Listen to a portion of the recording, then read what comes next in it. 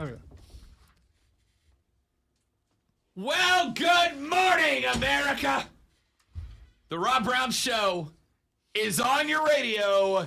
This is the Fan Upstate. Hello, and welcome in, friends. It is Thursday. It is Cinco de Mayo. Hola, buenos dias, amigos. What's that mean? What is Cinco de Mayo? The 5th of May. Okay, but I mean, what's the significance? Is this another drinking holiday? Yes. Okay, all right. That is the significance. Wow. It is how many drinking holidays do you people have? Not quite enough. Okay, all right. What do you mean? What do you mean, you people? What do you mean, you people? Drunken sots. Let's see. I don't know. Alky bums. Lonzo done just chose violence today, I guess. Lonzo woke up, said, I'm going to piss somebody off before the end of this day, and he made it 63 seconds into the show. Nice. Not a record for me. Not a record at all. Hello, America. Happy Thursday. Happy Cinco de Mayo. A misunderstood Mexican holiday that Americans have adopted in order to justify having margaritas tonight. Isn't and this I would like like to say Independence Day cool. for them or something? It is not their okay. Independence Day. It It is the Independence Day of a like one particular region of Mexico, which commemorate. Oh, I'm not doing this entirely off the top of my head because I looked it up last night because I'm that guy. You're proving my point. Yeah, no. Listen, Okay. I don't claim right. to be an expert at Mexican history. It was the Mexican victory over the armies of Chris Evans, Captain America down the hall. You got a guess here? It's not Spain. I'll give you a hint. No. I was trying to think of the general's name. I don't remember. No, it is not Santa Anna either. No. France. That is correct, Lonzo. Ding, ding, ding. 100 points to the great one at the Battle of Puebla. It's a commemoration of the long-term independence, but the tide of war swung at the Battle of Puebla in 18. I did this last night. 12. No. I think it's a decent guess because France and Spain fought each other a whole lot in, 1862. Yeah. So there you go. No, I wasn't there. And then, like 100 years later, America was like, how do you feel about margaritas? And somebody went, I could be in, but I need like an excuse because it's Wednesday, and I can't just go blast down margs at 7 o'clock on a Wednesday and a work night without reason. And the other guy grabbed the Encyclopedia Britannica because that's all that existed in 1962 and started flipping through and went, this date 100 years ago, Mexico beat France in a soccer match or something? Oh no, it was an actual war. I got it. There you go. Let's celebrate that. Happy Cinco de Mayo. Margs for everybody. Except me. Except Lonzo. Except Lonzo. All right. So there you go. There's a made-up history lesson for you, ladies and gentlemen, about the birth of Cinco de Drinko. I mean, Drinko de Mayo. I mean, Cinco de Mayo. I just love that you're acting like an authority on the subject after having just admitted you looked it up last night. It's my entire and career, missing buddy. Several details. It's my entire career. That's pal. That's three. That's week, three. Lonzo. You are That's struggling. Yeah, this it's week. all right. That's what haughty Are you intellectuals sure you're not do. Cinco de Mayoing before the show. Yeah, I'm sure. I'm just reveling in the great start to the show. That almost sounded like sarcasm. Yes, it did. That was haughty intellectuals. That's what they do. They make it sound like that they're the guy with the information, and they could have just looked it up 5 minutes ago. It's all about delivery, which obviously I don't have any, but I'm learning. So I just want to make sure what just happened is you guys are just gonna give all the industry secrets away. Got it. All right. Cool. I learned it from that guy in the afternoon. The Rob Brown Show's on your radio. This is the Fan Upstate. I, Lonzo, yesterday evening went to First, I emceed the Greenville Triumph. Yeah, Meet you're the actually Fans you're event. actually here. I didn't think about that. Yeah. You survived. Yeah, man. Had a great time. Yesterday evening, I went and emceed the Greenville Triumph fan/team meet and greet, which was a lot of fun. And then, after that, I left to go see Lamb of God and Megadeth. Because obviously I did. And I got there, and who was there but... Wait. Did you cowboy up? I did one better. Okay. I did one better.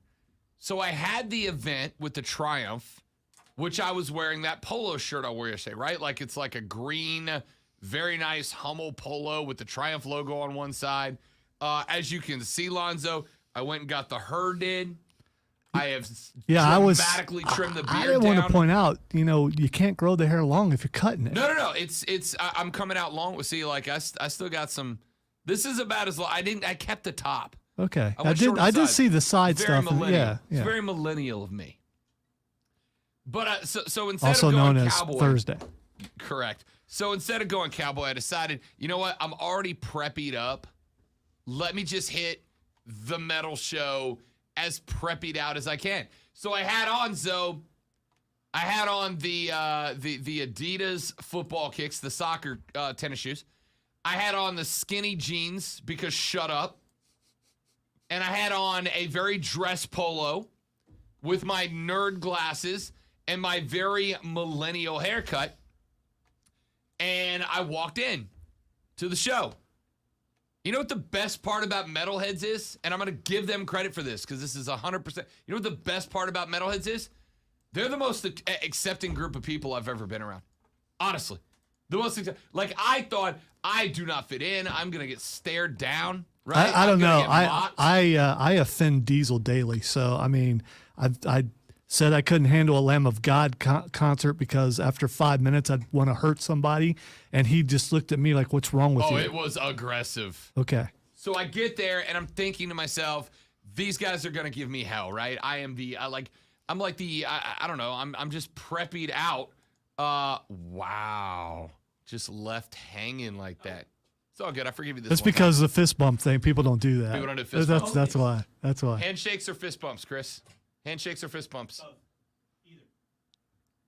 Go both ways. Cop out. Hope that fence you're sitting on doesn't hurt, buddy. So I walk in. I'm prepping out. I got the millennial haircut. And He the dress birded polo. you in the hallway. I have no I'm doubt sure he he did. Skinny jeans, the Sambas, right? And I think to myself, I'm like, oh, I'm going to catch so much hell from these guys, which was kind of the point. Dude, they were so nice. Everybody was nice. But I walk down the hall, the aisle to where our seats are. Diesel and his future brother-in-law are down there. But Twisted Todd is down there, and Nine is down there, and all of their metal buddies. Twisted Todd's entire band is down there. And he's like introducing me to their local grunge/metal band, and these dudes are like metalheads, man, like the hair and the all black and the Misfit shirt, and I'm like, oh god, like I came to be a spectacle, but I did not come to embarrass my work friends, right? And I'm like, oh, now I feel like a dork because all these guys are like, hey, awesome metal guys, here's my nerd friend Rob in his preppy ass outfit he wore to a heavy metal show. And Bless his heart. Yeah. And they're all like, Rob, what's up, dude? Great to meet you, man. Welcome to the show. Are you a big fan?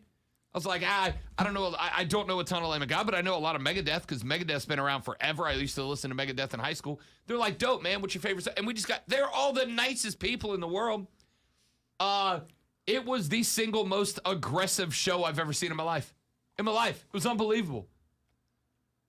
I did about an hour of Lamb of God. I did about a half hour of Megadeth. And at that point, Zoe, I was like, these sounds are indistinguishable to me. And not in like I'm crapping on metal way. In a between songs, all I heard was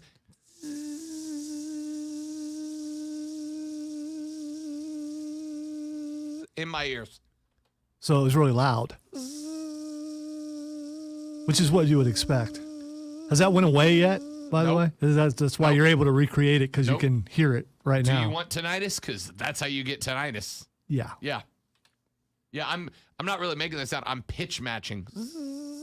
I have been to concerts before where I've whispered in someone's ear, is this a different song? Is that the same one? Did they change I mean, It was great, man. It was great. I had a blast. It's amazing. We had a great time. Was there a pit? Oh, yeah, there was a pit. And I, for one, am very glad I was not in it. Okay. I would not have made it. I would not. And the pit got progressively more aggressive as the night went on.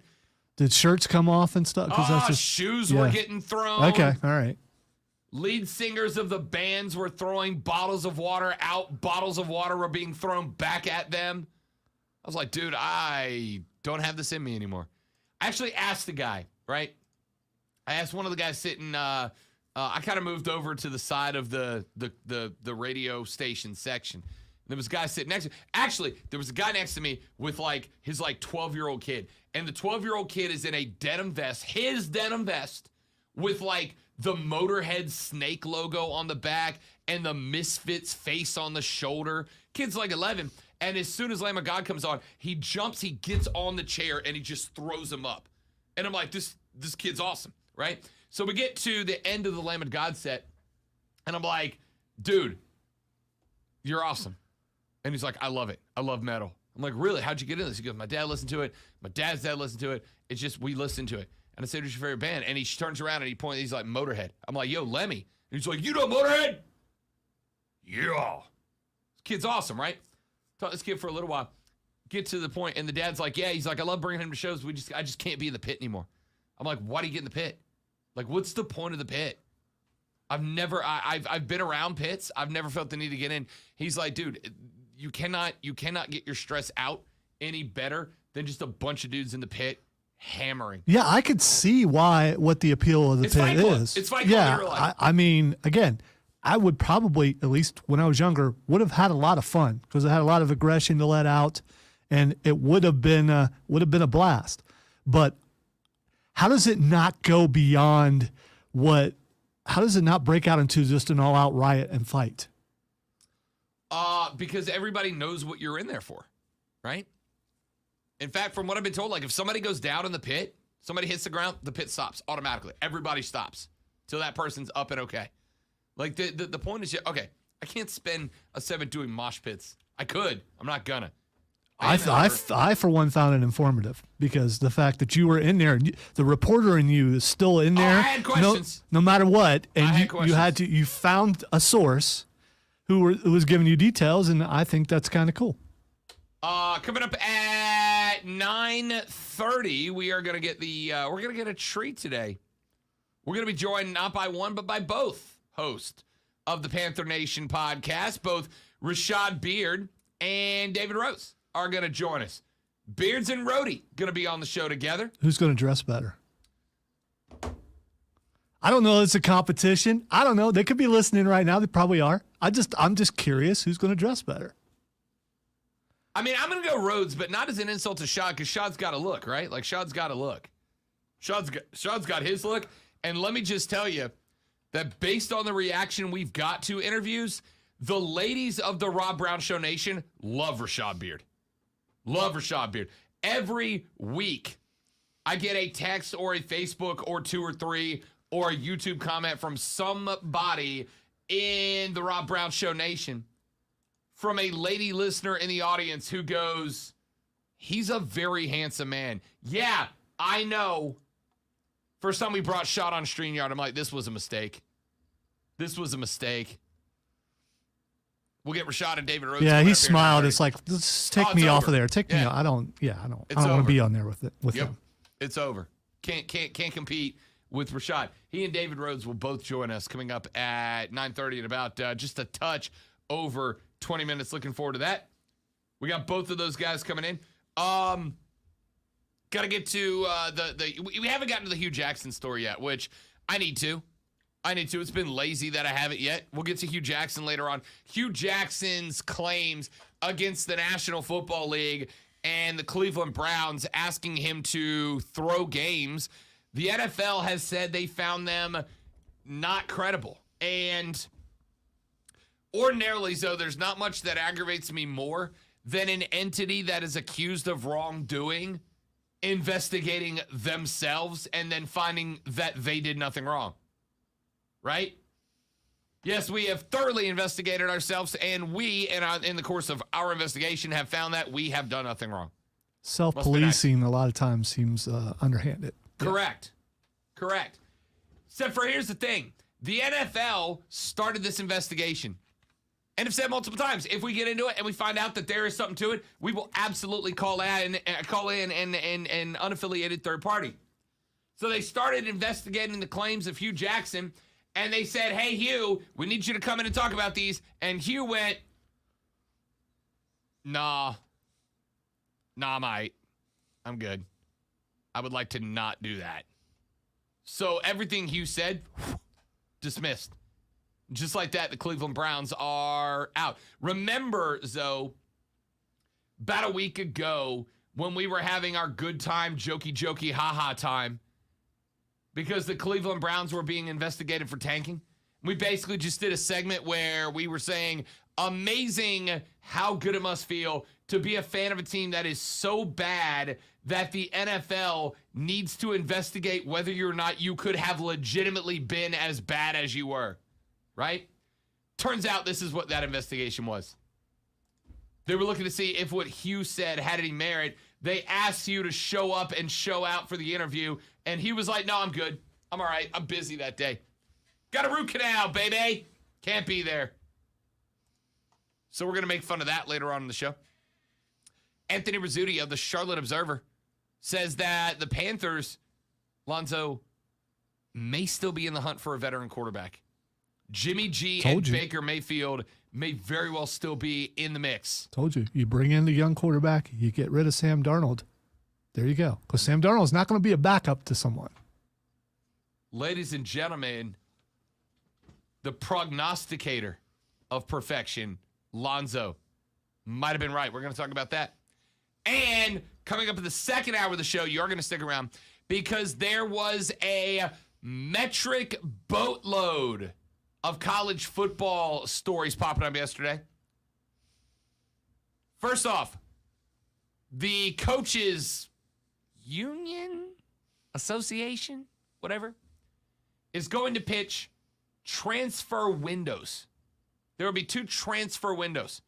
Players would have the option to transfer for about a month at the end of the season and for about a month after National Signing Day. Is this a justifiable, understandable, agreeable situation? We'll talk about that. The Ohio State University athletic director was just talking. I mean, not really saying anything, but he was just talking in saying that the college football playoffs should split off from the NCAA. So there you go. Warning shot number 1 has been fired. Trial balloon.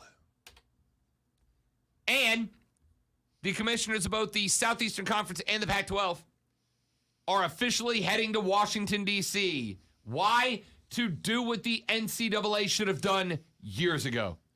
All those stories coming up in the next hour of the show. But we got to take a break. We'll come right back. We'll talk some NBA. We got a Stanley Cup date coming up later on as well. I'm Rob. He's the great one, Lonzo. And you're awesome for listening to The Rob Brown Show right here on the Fan Upstate.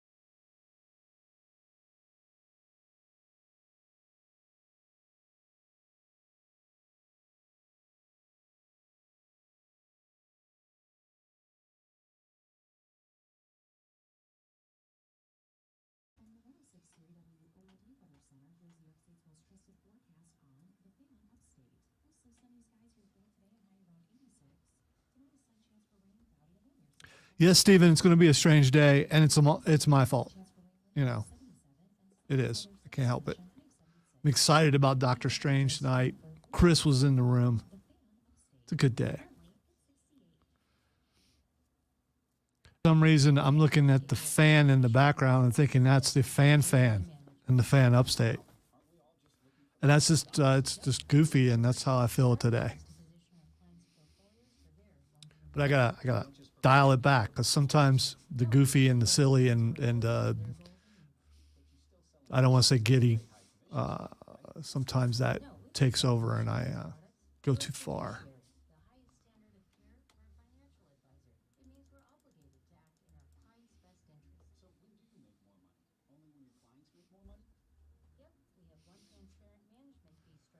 Where's Rob? I mean, just leaves the room and doesn't come back.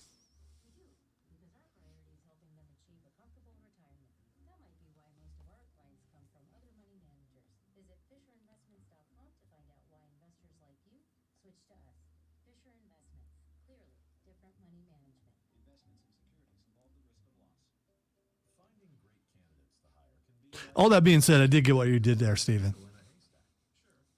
Be getting strange tonight around 7 o'clock. Although, unfortunately, IMAX was sold out of the best seats, so going 3D, which is okay for like the first hour or so, but then the 3D glasses start messing with my eyes and they start watering really bad.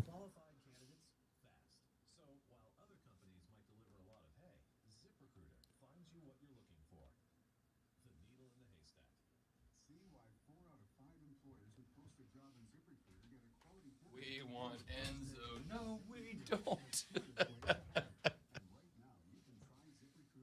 Spectacular.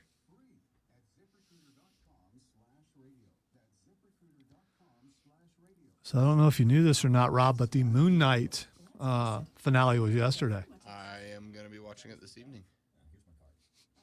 I just mentioned that, you know, I saw the fan in the background over there. That's the fan.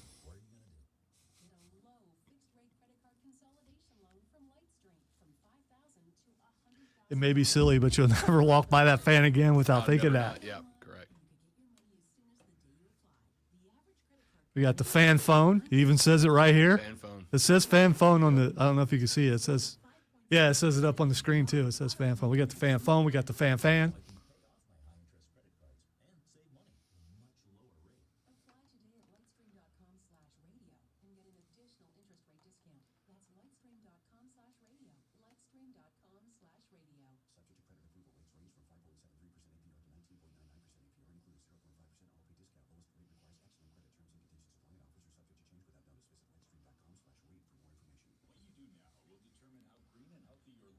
Wait.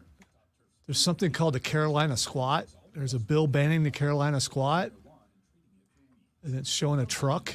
I got to see what this is.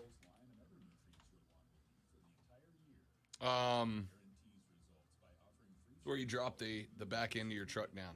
So the front's jacked up and the back's down, so your car rides like this. Okay, so what's the point of that? I mean, no. I mean, What, of doing it? yeah. What's the point of doing it? Because people are dumb. Yeah, I mean, but what makes it? The picture doesn't show that. It just shows. People think it like it looks good, I guess. You know, I get the lift thing. I think that's awesome, but just and also lift kits. I get that lift too. Lift the truck. Yeah, lift the whole Why'd you thing. Like half the truck. It's like I couldn't afford to do both sides, so.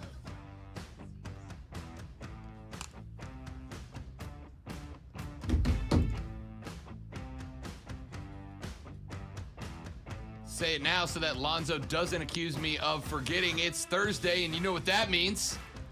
Coming up at 11:20 today, it'll be time for Fight Club, your home for all things combat sports. We have had big boxing matches. We have had some MMA cards.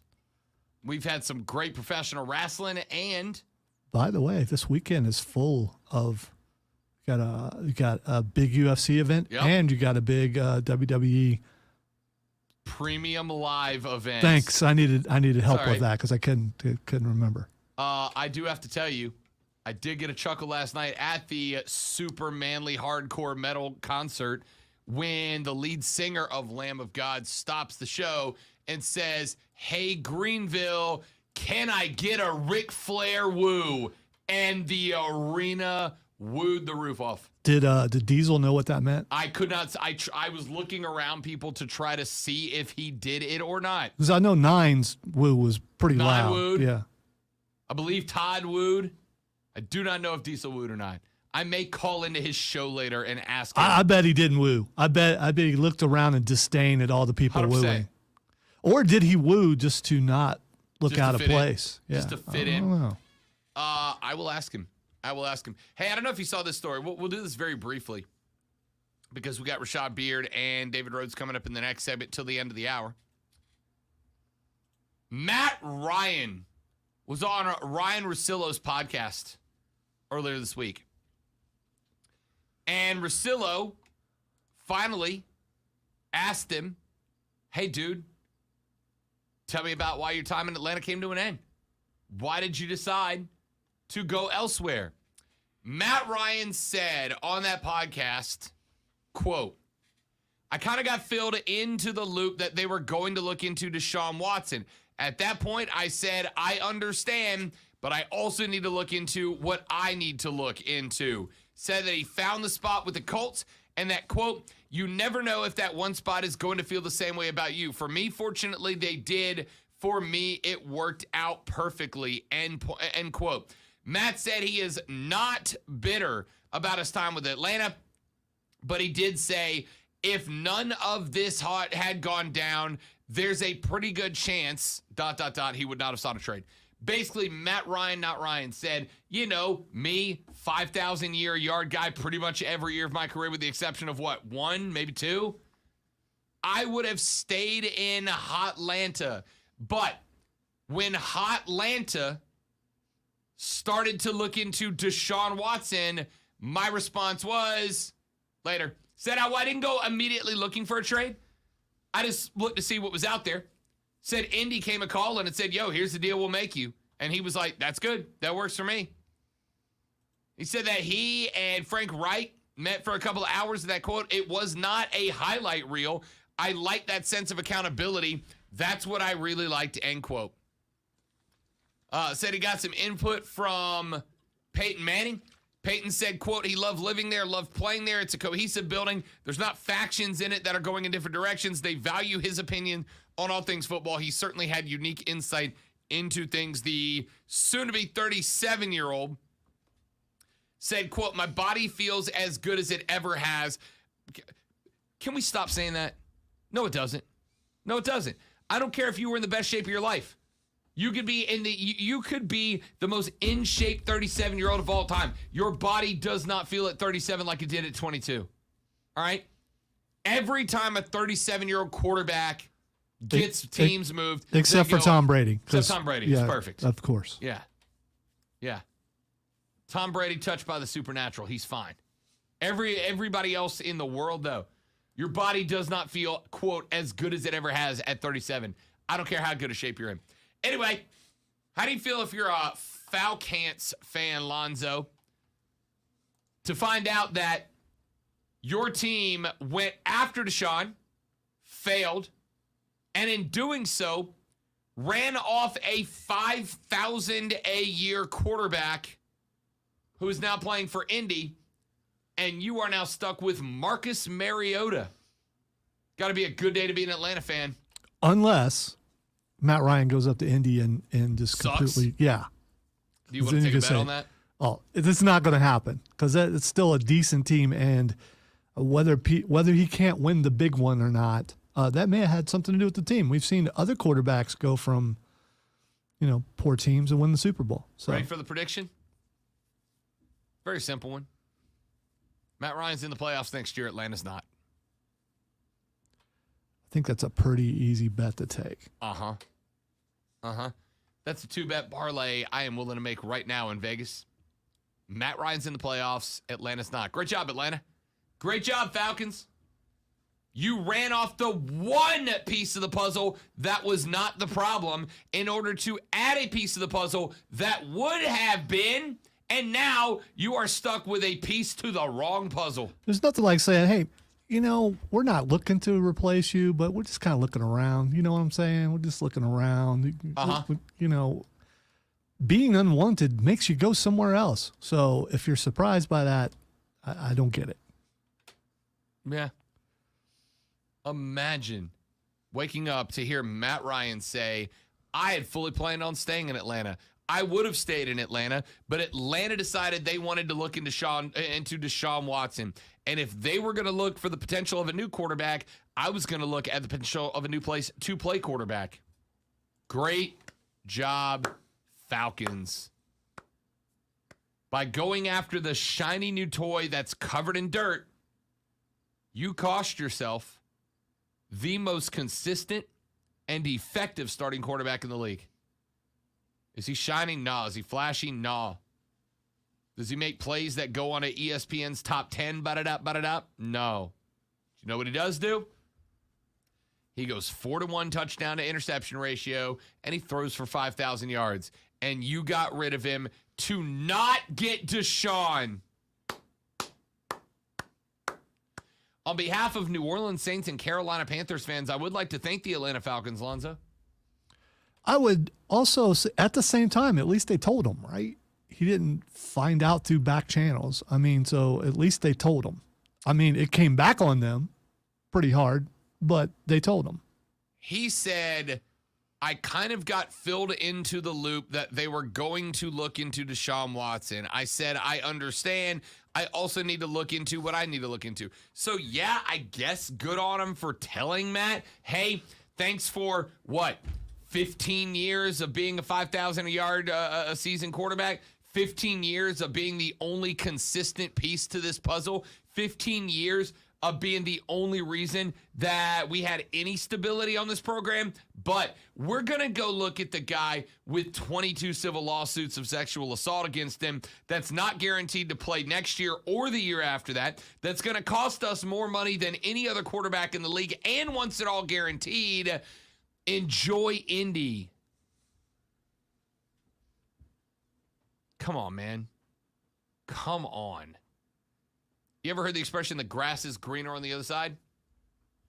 Sometimes the grass is greener on the other side because your neighbor's not crapping all over his own yard, Atlanta.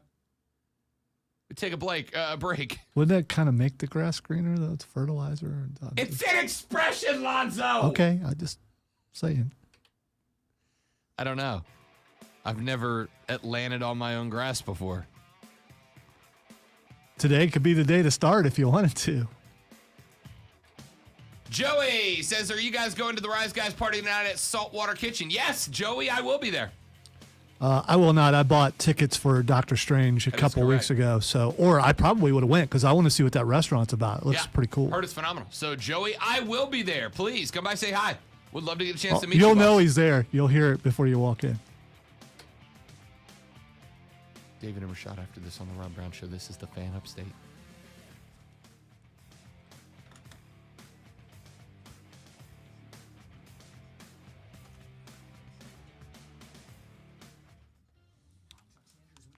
Whereas, believe it or not, I've been places where the Rise Guys have broadcast before. They're really quiet.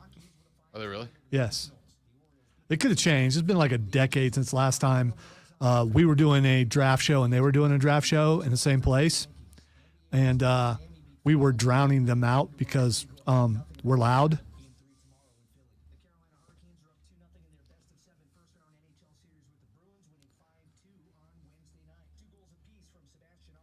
Just kept getting those looks like, hey man, Nah, you got the looks. But it could be, they've reached a level of fame that they don't want to go, hey, look at us kind of thing. And we were just like being loud so people would look at us.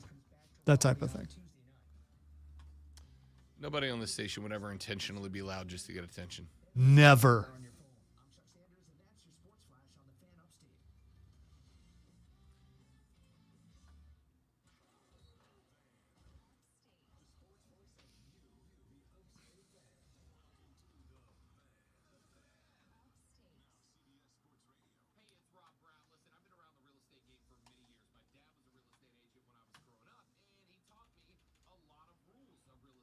Right. So pick the right mouse. There we go.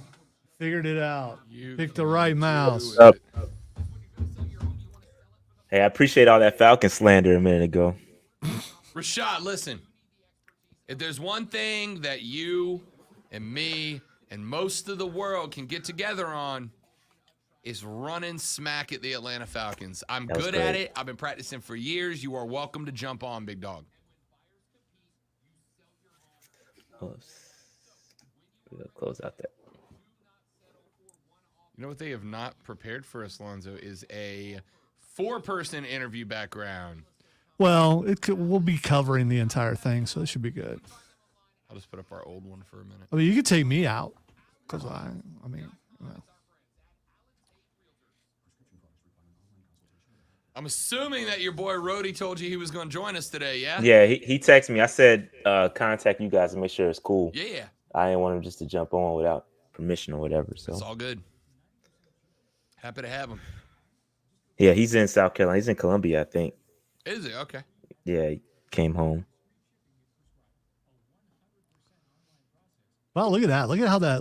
Turn around and look at the screen. How that just. Perfect. Yes, Pops. it does.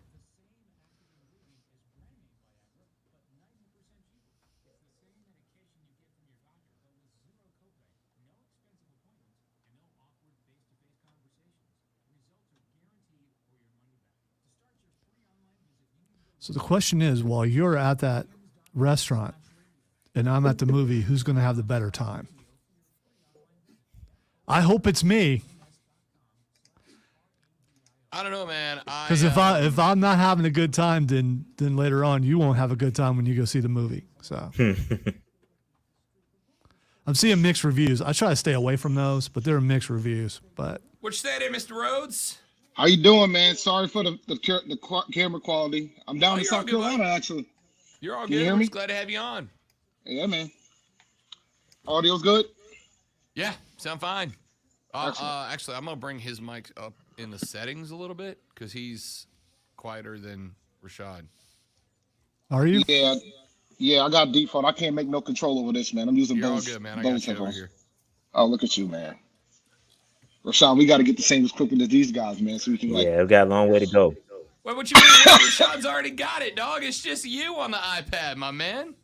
I know. Well, I'm home. I'm visiting my parents. I got you. Going to a graduation. So I'm in South Carolina, so I'm in Columbia. Right down the road. Yes, sir. Still got a minute and a half. Okay, I'm going to go grab water and be right back, boys. What are the chances he makes it back in time? I don't know. Yeah, it's just water. Ain't like he's going to take a leak. So you should Well, be okay. The it's a little bit of a distance, and he's actually wearing sandals today, which he never does. I don't think he functions too well in sandals. Well, that's why you the co-host, my man. You can cover for him while you're away. Oh, I got it. We're good. I think I've listened to enough Rob to kind of make it happen. I can make it shake. All I'll do is just, All right, hour 2, we're back. there you go. Just come back and yell. It's louder live, by the way. I just want you guys to know that it's louder live. And he made it. What? Noise canceling headphones. Oh. It's a key. We weren't talking about you, We were doing our best Rob Brown impressions. in case you didn't make it back in time. You know, Don't worry, dog. I record this. I will watch him back later. Oh, darn. Rob is feeling set upon today. I really am. I don't know. It's like the whole world came from me today. That's all what right. happens when you're on Twitter, my brother. That's what happens when you're on Twitter. That's a fact. That's a fact. And I keep going back every day.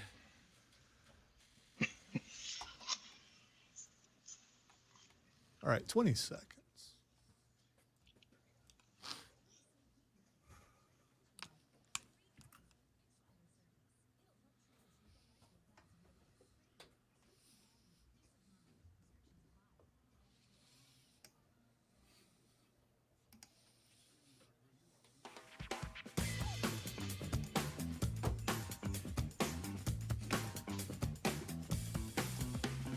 All right, welcome back. The Rob Brown Show's on the radio. It is the Fan Upstate. It is apparently Choose Violence Against Rob Day here on the show.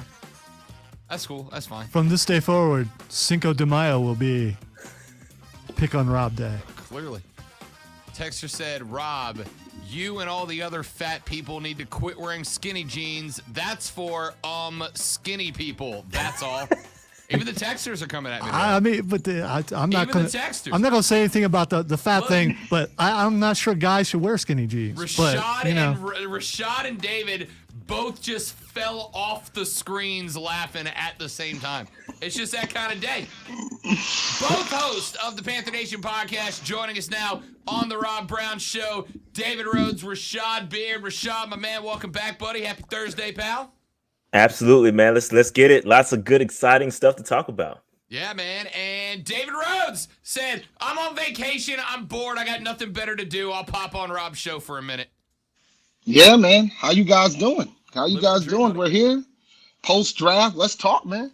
I love it. And David, let's start with you, man, because we got Rashad last week twice. Your thoughts just overall on the draft. Lonzo and I gave out our draft grades the other day. Lonzo said an A. I said an A-, and the only reason it wasn't a straight A was because you just didn't have enough picks to have 7 or 8 or 9 like a lot of other teams did when that draft was over. Happy? Sad? Satisfied? Oh, my God. This is the best draft ruling during the rule era, by far. I gave it an A. I felt like, I know folks are penalizing because of the Sam Darnold trade and because of the C.J. Henderson trade. They lost the 2nd and 3rd round picks, but to get one of your top quarterbacks and the best left tackle in the draft, can't be mad at that. And you pretty much focused on speed with the later rounds. Can't be mad at that one bit. We didn't take a long snapper. Not angry at all. Rashad Beard, we had you on Thursday after you guys picked up Icky, maybe the most violent player in the entire draft, top to bottom. So second half of the draft, we didn't get a chance to talk to you after rounds 3 through 7. What's your thoughts, man? How'd it wrap up? Yeah, love the Matt Corral pick. Didn't like him at 6, but in the 3rd round, you can't hate that at all. Developmental quarterback's going to play behind Sam or whoever the starting quarterback is. And we talked about that at length, bringing in somebody that we can develop. And pretty much every pick that we picked after Matt Corral, including Matt Corral, is a developmental prospect. And so I love it. The potential is through the roof. You talk about Brandon Smith, athletic linebacker who I love. I talked about him at nauseum on our show. I love this pickup. Amari Barno, super athletic kid. Cade Mays. These are all developmental guys that we need to know if this coaching staff has the wherewithal to actually develop these guys. Because if they don't, this draft will look absolutely terrible. I just got to be honest. But if they can develop these cats, I mean, it's going to look really good. It's going to look good. So I'm excited. I'm hopeful that the coaching staff can get the best out of these guys. David, I think that Rashad just made an incredible point, which is that you brought in a lot of guys, basically everybody after Icky, from Matt, the new quarterback, all the way down, that all look like prospect players, that all have raw talent, but it's going to have to be developed. It's going to have to be coached up. Lonzo thinks that Matt Rule's got at least 1, maybe 2 more seasons based on development. Is this class of rookies going to be the test that determines whether Matt Rule is a coach or not? Oh, absolutely. And the thing is, like, prior to the draft, I thought this was like a make or break year for him, right? I don't think he can come out here and try out another 5-1 season. But I think, and before, I thought if he doesn't make the playoffs, he was gone. But now, considering what was picked up, if he gets like an 8 or a 9-win season, he'll get 1 more year. He'll get 1 more year to try to figure this out. He'll get his opportunity to see what Matt Corral's about. Because if you're only 8 or 9 wins, Donald wasn't enough, obviously. So this draft changes it for him a little bit. But now, in my opinion, I think him and Scott Fitterer are a package deal. Like, the longer that Rule stays, they're a package deal. If this does not work out, they're both going to be out of the paint. They're both gone. Sure. So, and I guess that, Rashad, what you were saying is kind of interesting to me because I didn't care what the draft looked like. 8 wins was the minimum. 9 was helpful for Matt Rule to keep his job next year. Now he's got some rooks in there, and now he's got Icky, and now he's got the opportunity to test Matt Corral if he wants to do it.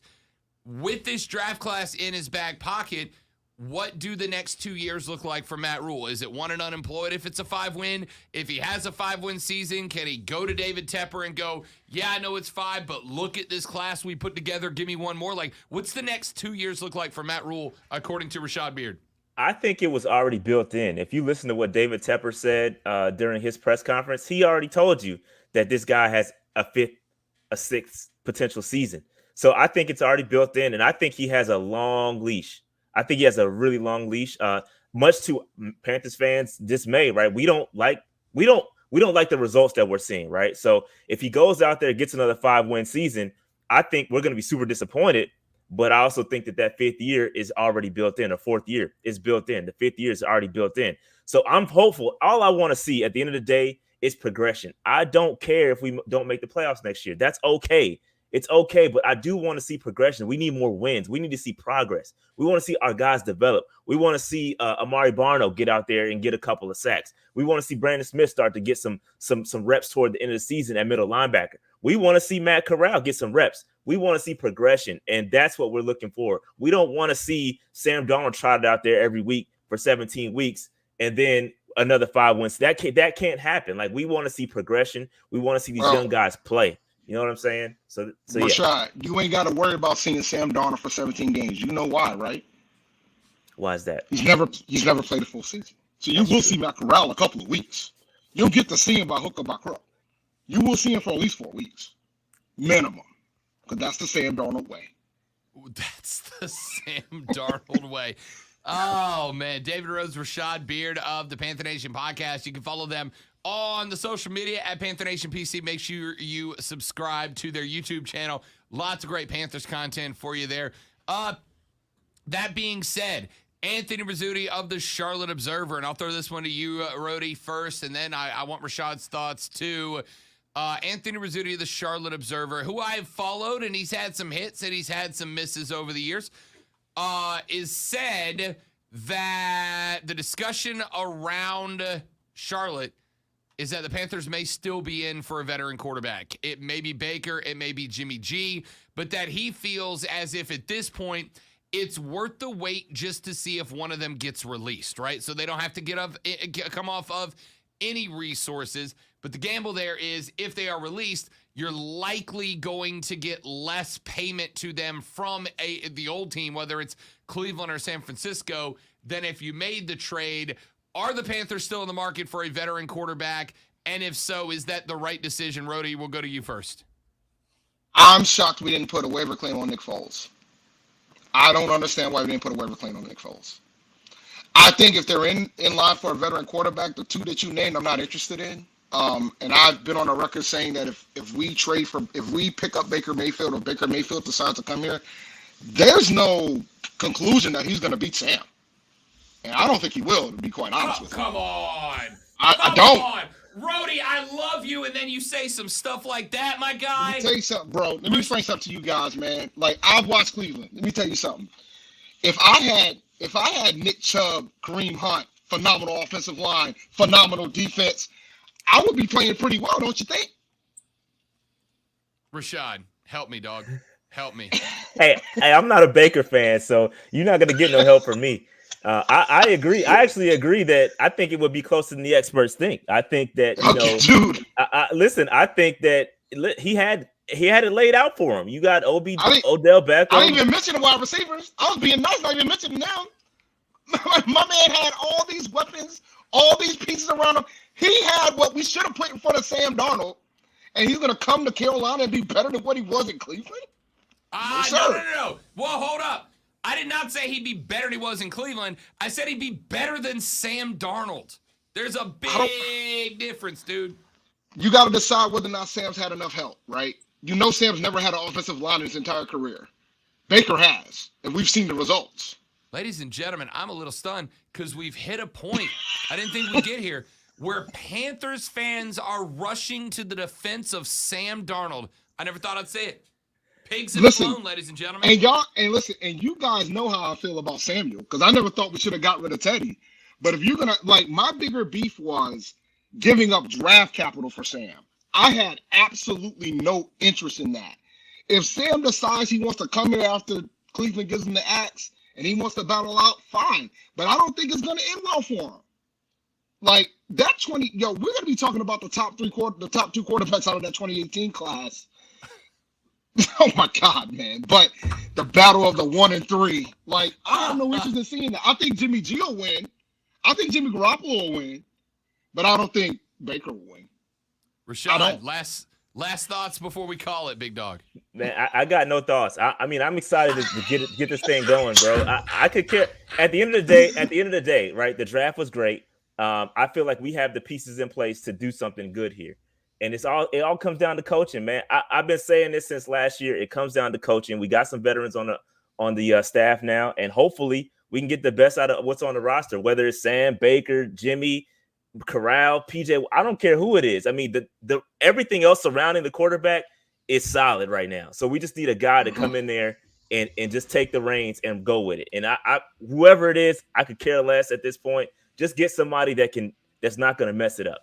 That's all I want. Just don't be 3-14. Just don't be 3-14. Rashad, David, fellas, appreciate y'all. We'll do it again next week, boys. Be good. Appreciate it, guys. Appreciate there you go. This is David Rhodes, Rashad Beard of the Panther Nation Podcast. Follow them on Twitter at Panther Nation PC. Make sure you subscribe to that YouTube channel. It is my primo source for Carolina Panthers talk. It will be yours too. We're back after this for hour number 2 with the Rob Brown Show. This is the Fan Upstate. Thank you, fellas. No doubt, man. You have a good one. You got it, buddy. We'll see you soon.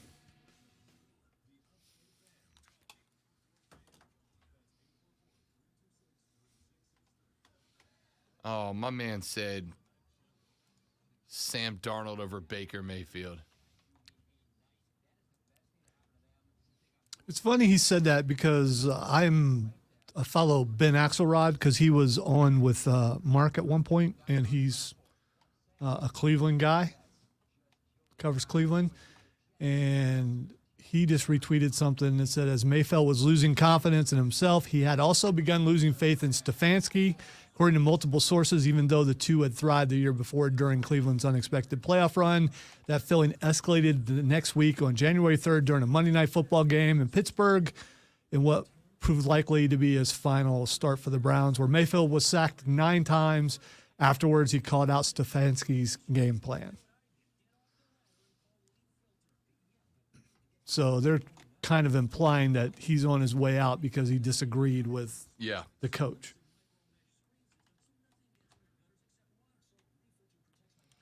We ran out of time, but what I would have asked is, okay, you put Sam Darnold on in Cleveland. Does he do better than Baker Mayfield? And I don't think he does.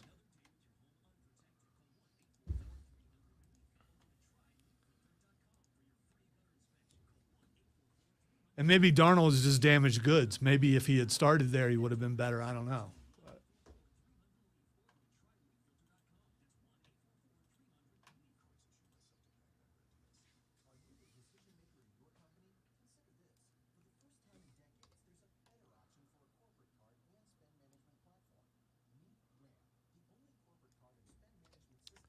I don't know about you, but I'm kind of glad they made the ratings party 4-7. But, you know. Yeah, we were talking about that last night. It's kind of selfish of me, but, you know, that works out good. So there's no going home and coming back. I can just head over there and then still have the evening. Yeah. I guess why who was I was talking to yesterday told me that's why they did it. They said all the morning show guys got upset because when they didn't start till 6 or 7, they were like, well, we can't be there because it's too late. But I was like, they better show up then. They won't. I know they won't. That's fine, though. They're not bowlers. You know, and they'd have to come and show up and see people like us who are, and that would make them feel lesser about themselves. We probably are going to work out a way where Diesel can be there, though. So.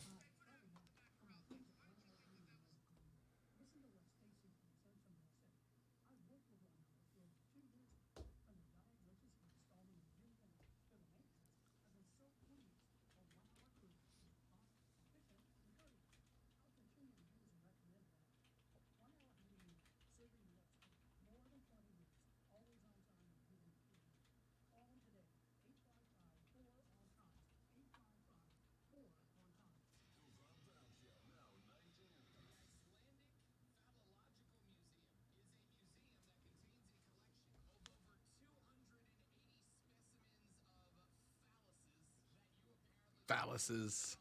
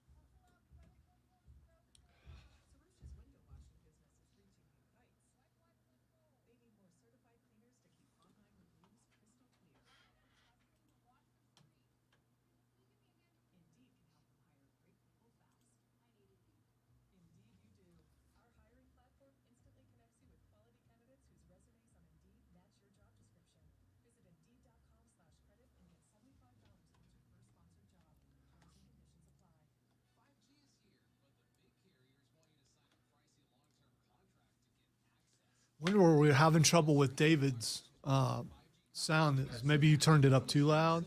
Internet connection. Okay.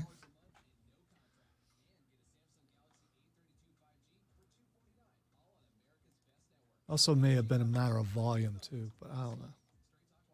All things considered, it could have been a whole lot worse.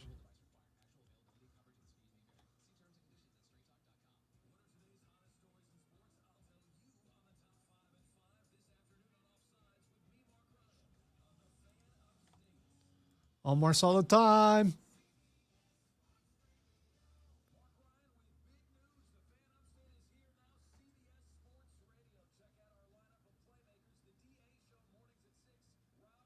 Tacos. Yeah, I saw some of the pictures of the guy that got beat up after he tackled Chappelle. Yeah. I didn't see the show. I just saw the face. Oh, you didn't see his arm? No, I didn't Oh, want to it see that was- part. I don't want to see that part. Oh, man.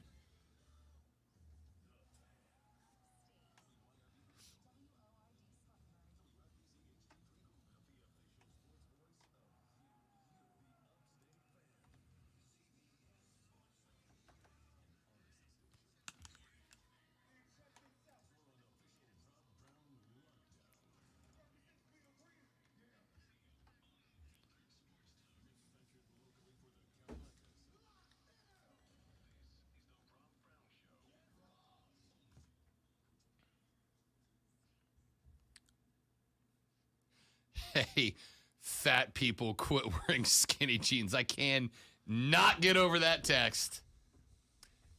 I got one more quick story for you, Alonzo. Can I ask you just a quick question? Do you have to struggle to put skinny jeans on? I mean, does it require effort? I don't know. I just would never wear them, and I've never talked to anyone who has. So First off, these are not. is it kind of a skinny two-person jeans. job to get the things on? I don't. No, I Okay. hang them from my doorway and then jump into them off my bed. You don't They jump. just put them on. I don't jump either. So How did you make it more offensive?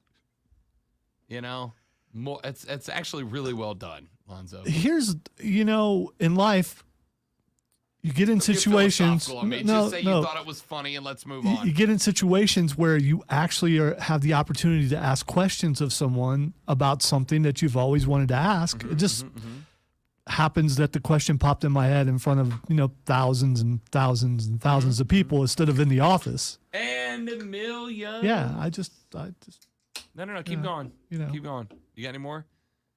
Do you use the butter left over from cooking your own donuts to slide into your skinny jeans, fat boy?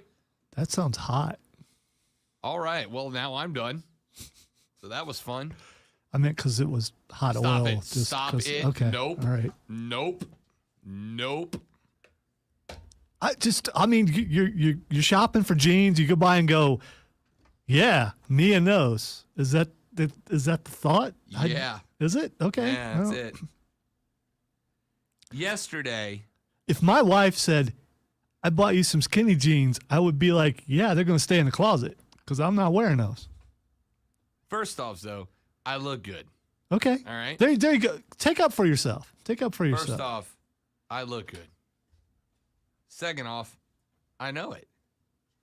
Third off, that's really all I'm worried about. I Is look it- good and I know It's it. kind of a preppy thing, isn't it? To a degree.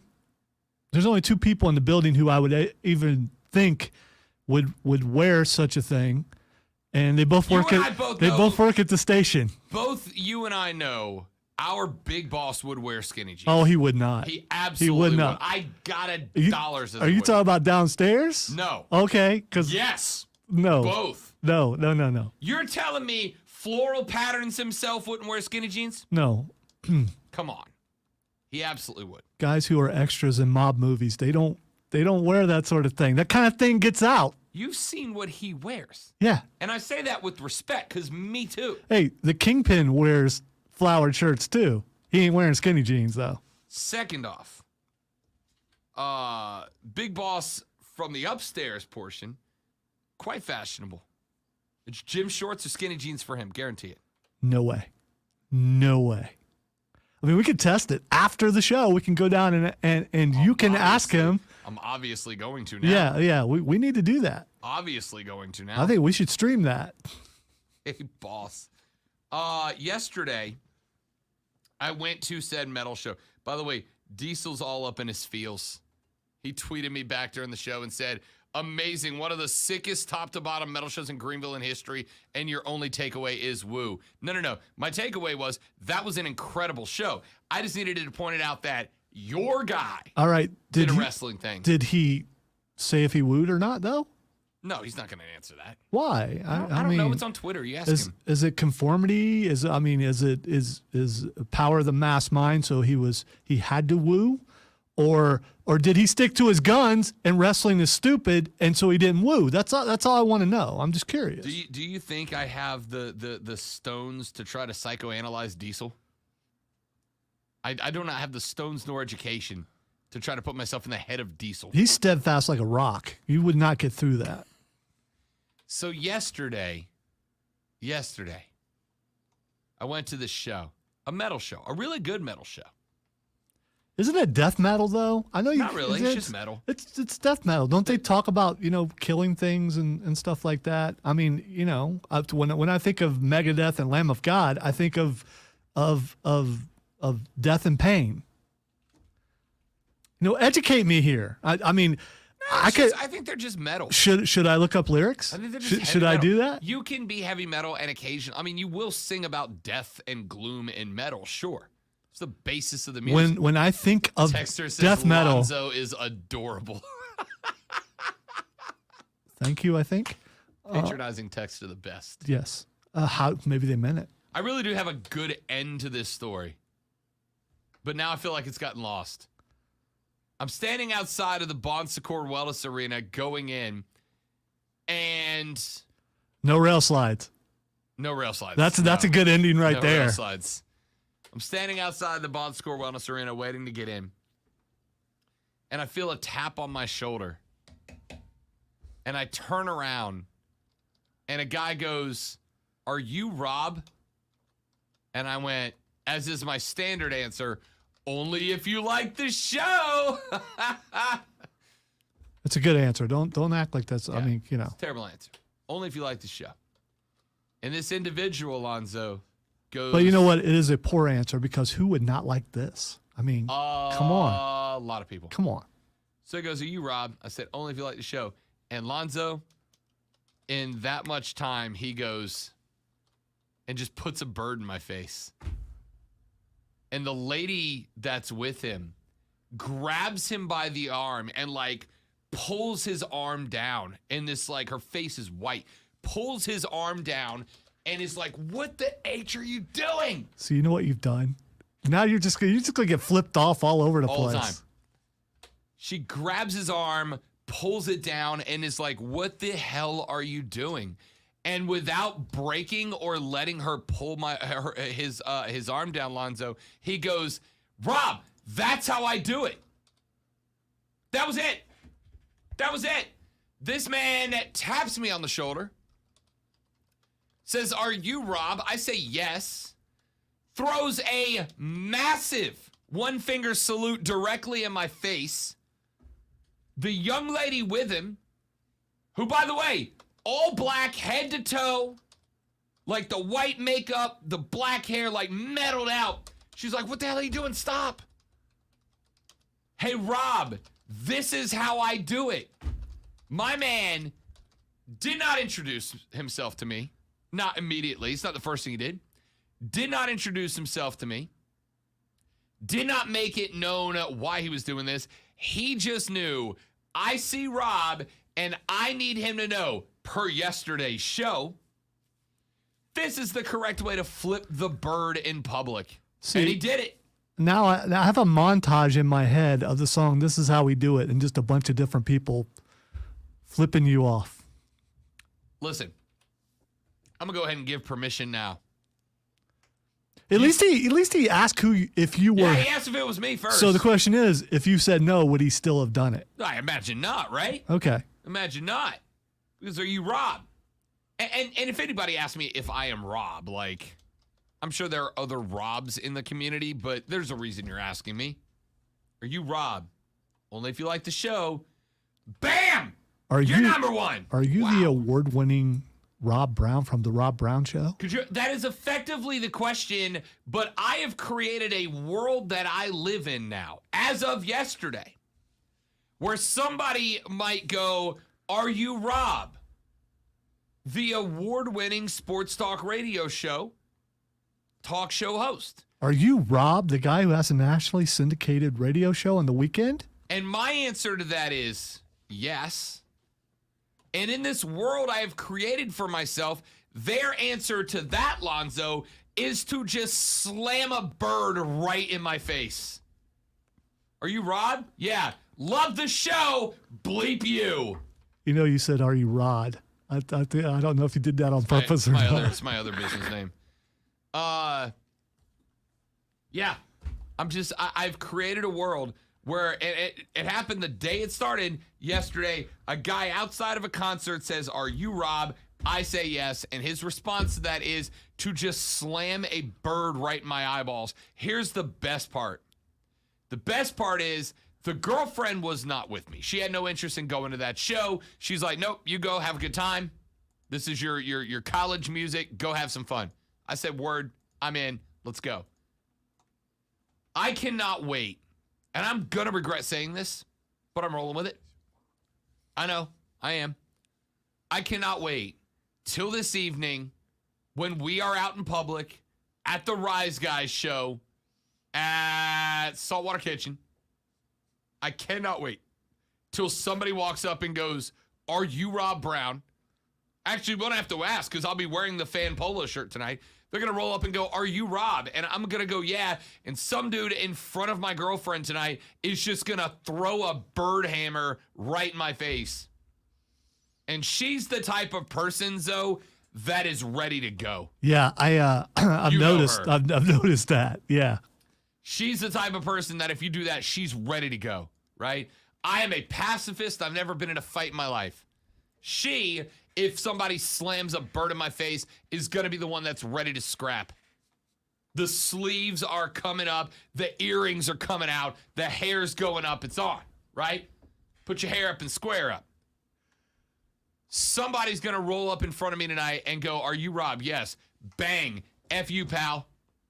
And I'm going to have to go, no, honey. Relax. It's a joke. It's a bit.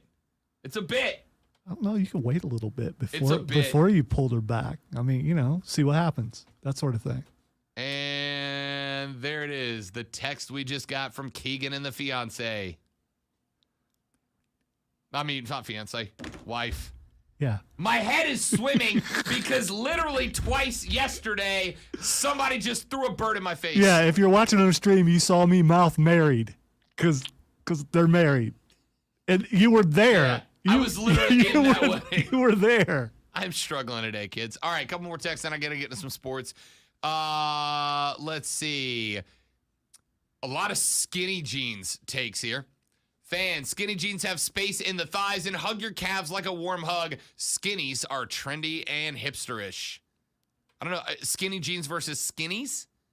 Like, I'm team joggers. Is that the same thing? No, that's what a hipster would say, skinnies. Fair It makes enough. sense, yeah. Texter says, fan, my boys don't fit in skinny jeans. End quote. Yes, they do. All right? Can you stop? Yes, they do. I'm literally wearing them right now. I promise you I am average at least. You remember that? fit fine. Remember when I came in here and told you what DA was talking about that thing? Can we Fair stop? enough. Fair enough. Texter says, heard 9 from the Rise guys left early. I don't know. He was sitting on the other side of the section. By the from me. way, he has to get up He really also, I was gonna early. say, he also has to get up at 3 o'clock in the morning. Yeah, it's hard to function at that So time. maybe. Yeah. If we ever go morning show, that's going to be my biggest thing is, nope, I'll just be tired all the time, or I'll be nocturnal. Texter, Lonzo is adorable. LOL. Texter says, actually, another texter says the same thing. My boys won't fit in skinny jeans. Yes, they will. Texter says, I'll just yell, that's Rob Brown, brother. Hey, Rob. Like Hogan did in the well during that stupid Nitro segment. Is that Ultimate Warrior? I dare you to do that. Which one? You'll appreciate both. Somebody gives me a Hogan voice, they're catching one back. We may just be stuck in a loop of yelling at each other. So if you're listening to the Rise Guys show tonight from 5 to 7 and you just hear, brother, brother, brother, brother, just know that's happened. Or that they're doing it because they would appreciate that. Texter says, if I see you out, Rob, I'm going for the bro handshake, pulling for the half hug, and will whisper gently in your ear, are you the Sex Panther? Here's the thing. Oh, I want to see that. I absolutely want to see that. You think that you are going to win a make Rob uncomfortable battle with me. Ask Lonzo. You will not. That's why I want to see it. I want to see your response. You will not.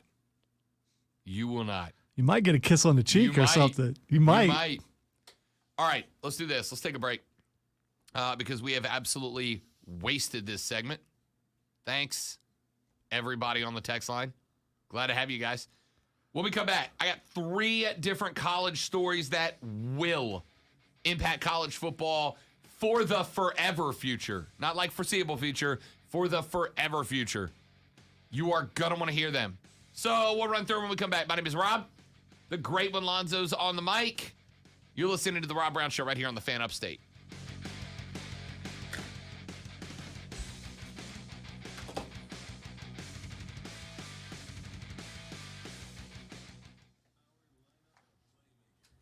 We're making tacos. You're going to have to go back and listen to Rashad's impersonation review. Was it good at least? Oh, yeah, of course.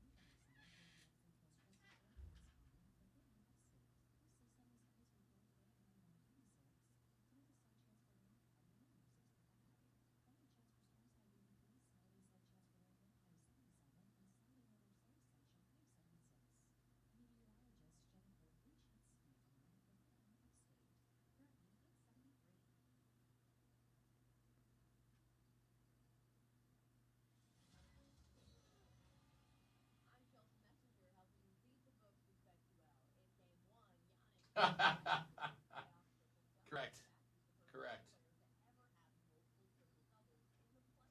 But no, I did not cut my hair because I gave up on the diet.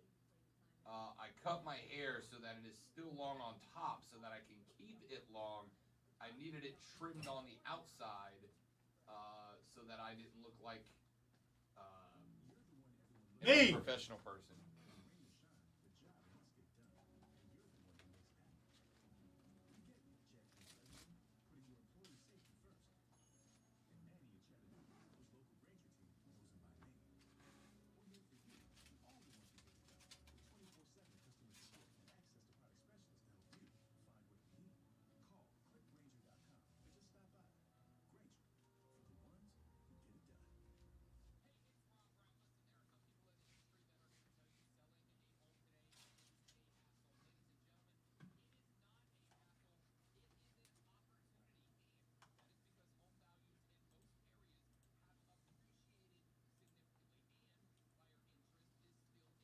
So I made it to NXT last night.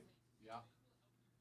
The first person they pair me up with as my tag team partner, Dexter Loomis. I should not have been as excited as I was. And we won. Or Dexter won for me. There you go. So the AI can. I was beating up Jeff Hardy outside the ring in a TLC match, and Dexter choked out Cameron Grimes. Taking down my heroes. Jeff Hardy hit me with a bat. He deserved what he got. I couldn't pick up the ladder. I was trying. Also, you run with the left trigger. I've heard of that. And my finisher isn't what I thought it was. It's actually the Batista bomb, I mean, if you're gonna do a power bomb, that's which isn't used anymore. I'm also coming out to Keith Lee's music.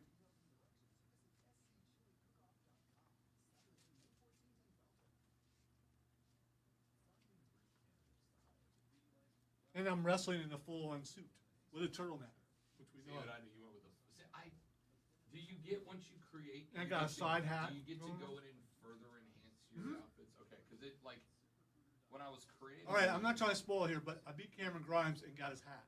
It unlocked his hat, so that's how that works. You just take Yeah. stuff from people. Well, no. My hat now. The storyline has to do with him saying he's the best wrestler ever who wears a hat, Gotcha. which is actually so you have interaction on social media, which is just it's well done. So Yeah. The GM mode is like that too. Like you'll have wrestlers. So you basically just book the show, and then you watch the wrestlers interact with each other on social media, and then you book your rivalries based like as with that being one of the factors. But the wrestlers will also come to you and be like, "Yo, this person did this. I want them in a match," and you can elect to have the blow off match like that weekend. You can build it up to a pay-per-view and have them pay it off. Like it's actually a lot of fun.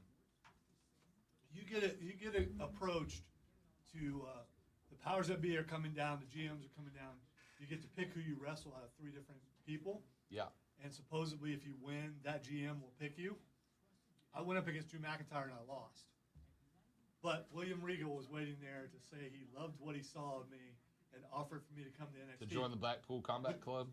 I wanted to go to NXT first anyway. Especially, it's the black and gold roster with all those guys down there.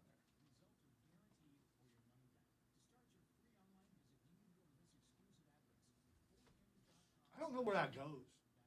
They're so violent. I mean, how is that? Is it good? I'm talking about the black. Oh, I know. It's good, but Great. they're so violent. Who's going to be their rival? Nobody. That's why I like it. Sometimes there are just jerks who are better than everybody else. And I'm here for it. Do you have to have a championship to be the best thing going? I don't think so. But I think they'll get one. They're making more and more.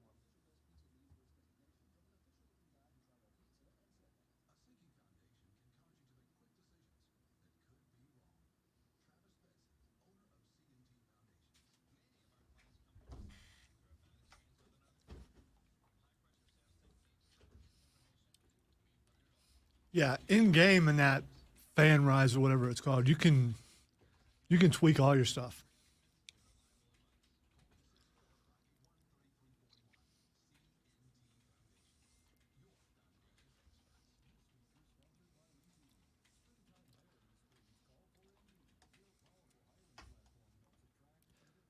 You can also decide if you want the crowd to boo you or to cheer you or like a mix. And they've always had a thing where you can pick what signs are out there. I didn't check to see if you can have your own custom signs. I always liked that in some of the earlier games. Prisma in the next break. 10-4. Yeah, I spent significantly longer than I would have wanted in the like initial create a character process to the point that it got a little boring.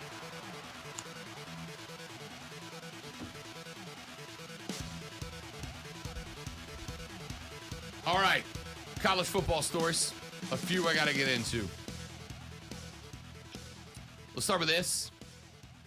The commissioners of the Southeastern Conference and the Pac-12, Greg Sankey and George Kliavkoff, are set to meet with United States senators in Washington, D.C. today to talk about what, you ask? NIL. Correct. To talk about name, image, and likeness policies. Kliavkoff told ESPN yesterday afternoon that, quote, I have been invited to meetings with several senators tomorrow to discuss the issues we're seeing with name, image, and likeness and with the existential threat of our student athletes being deemed to be employees, end quote. Hold up. Hold up. That is what we in the business call poisoning the well. It's a fallacy. It's unwelcome in debate and academic circles. Poisoning the well is a method of attaching negative connotations, attaching negative feelings, negative emotions to different words or definitions before the conversation starts, so that when you enter the conversation, there is already negativity built up on one side. Effectively, it's you placing a negative connotation on something that your opponent wants to defend, so that when they defend it, the other person, the person in the audience already believes that it's negative, and it makes it sound like they are defending a negative position. That's what Kliavkoff did here. Now, for the record, I am on board with the discussion about the potential for regulation. Now, what kind of regulation? That's the discussion. But I'm on board with the discussion about the potential for regulation. Across the board regulation. I'm here for it. Okay? I'm here for it. But Kliavkoff has poisoned the well here with the sentence, the existential threat of our student athletes being deemed to be employees. Here's how he poisoned the well. Number one, it is not an existential threat. It's not. Now, it might be an existential threat to the way that you want the sport to be, but it's not an existential threat to the sport. It's not a threat to the actual literal existence of college football. It's just not. It may be in fact, I was listening yesterday, and I was driving home, and I was listening to my comrade in arms, Mark Ryan, on his show, and he was talking about it. Mark said, and I'm only bringing it up because he quoted me on his show, so I'll quote it by mine, or paraphrase, I should say. Mark said, ladies and gentlemen, is this how we want college football to be? Is this how we want it to be? It's all about the highest bidder. It's all about the highest bidder. Is this what we want it to be? It's not what it is, dude. It's not what it is. And I'm saying that to Mark and everybody else who took that side. It's not how it is. Give me the 5 biggest names that have hit the transfer portal this year and how much they made. You can't. You can't, because it's not like it's just happening willy-nilly, right? So when you open the conversation with the existential threat of our student athletes being deemed to be employees, number one, no one is deeming them employees. No one. That's not what an endorsement is. And all NIL is endorsements. Lonzo. You are being employed by someone, though, because you're getting paid to do something. Am I employed by Prisma? Do I work for Prisma Health? Am I employed by Harley Davidson or Greenville? All right, to a certain degree you are, because they tell you what they want you to. I mean, you have bullet points, you have things that you have to address.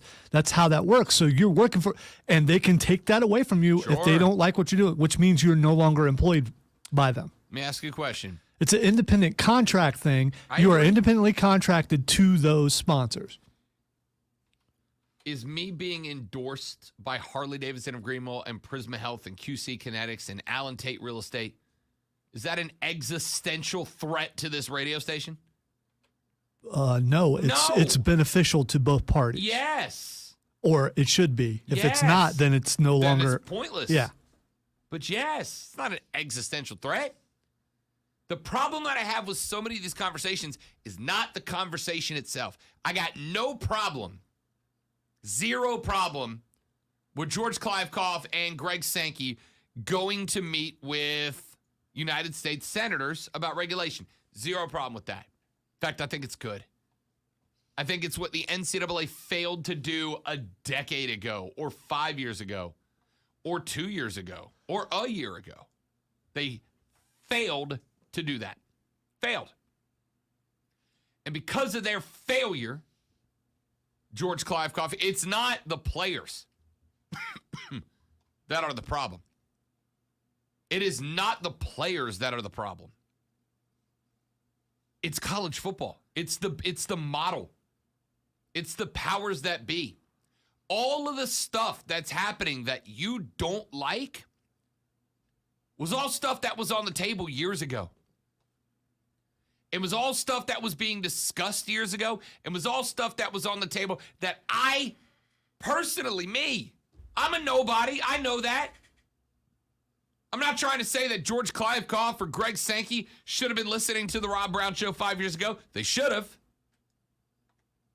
I'm no bigwig. I'm a nobody. I'm a bum. I'm a nothing in this business.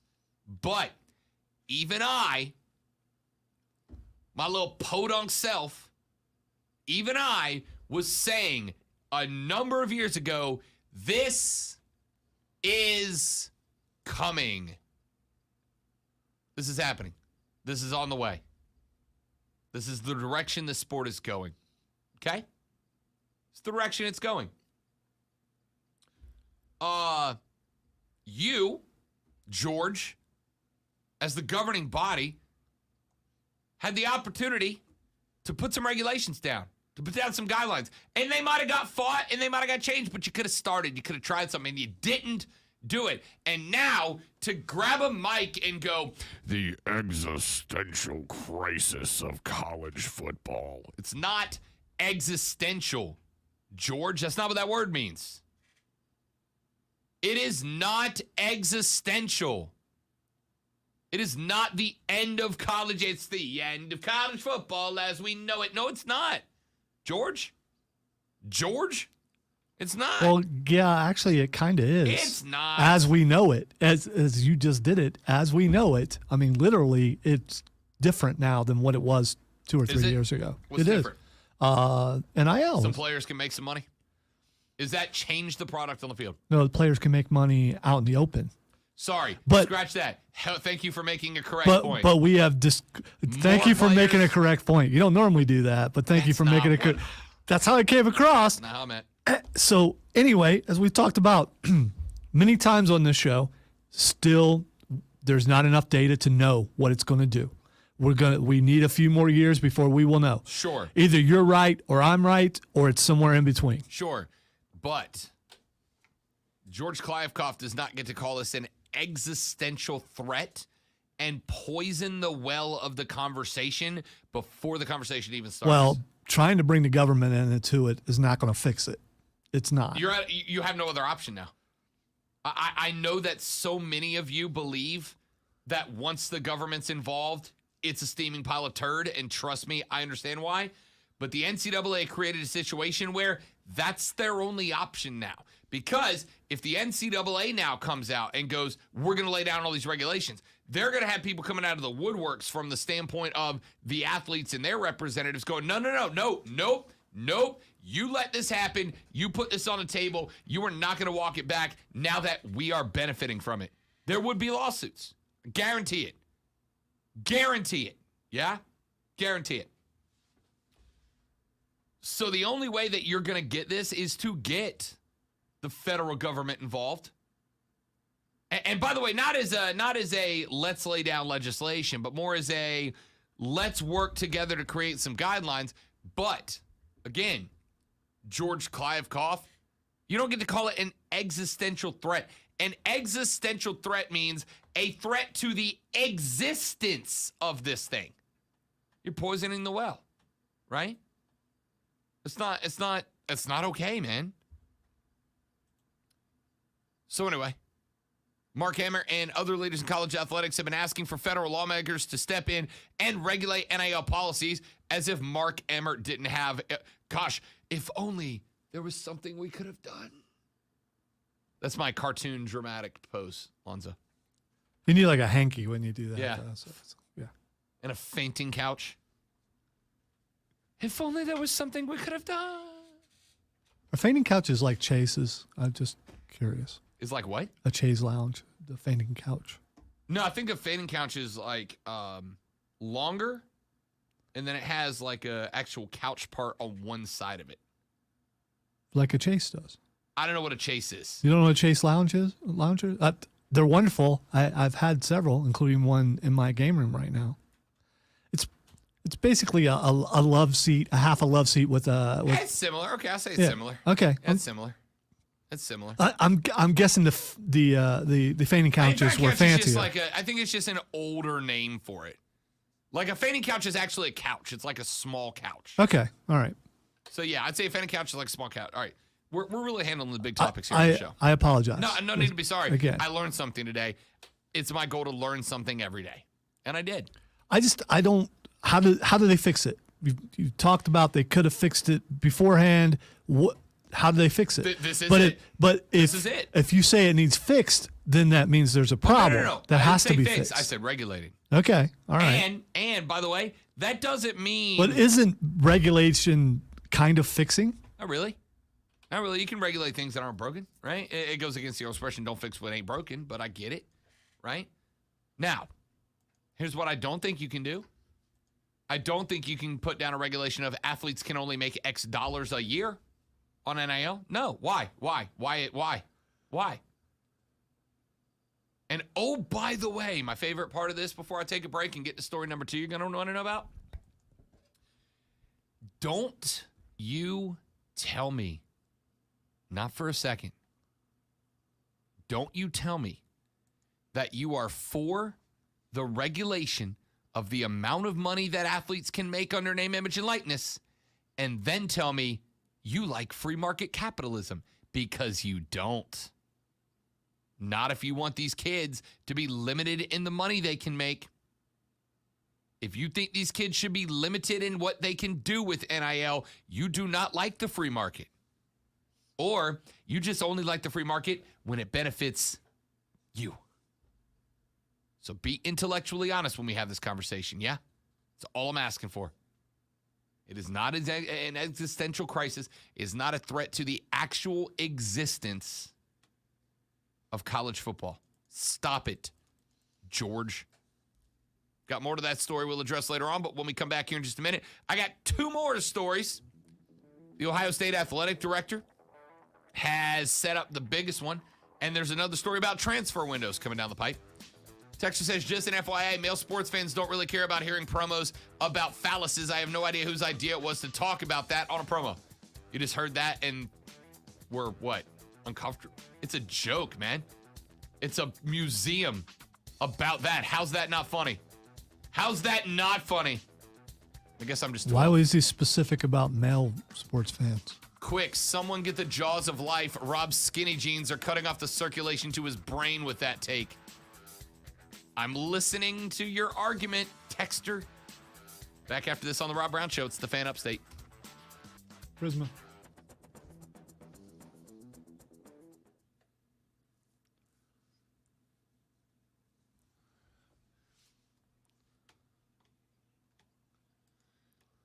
Tell you about my friends at Prisma Health, ladies and gentlemen, the official healthcare provider of the Gamecocks and of the Tigers. And they are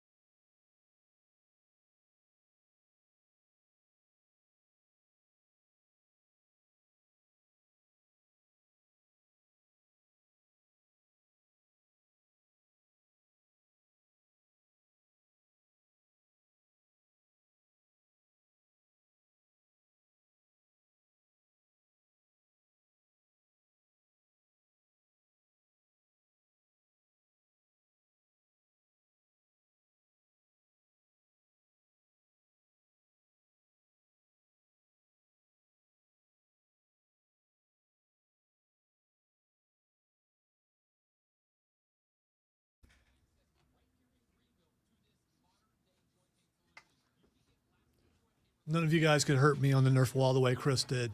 So, I mean, that's just.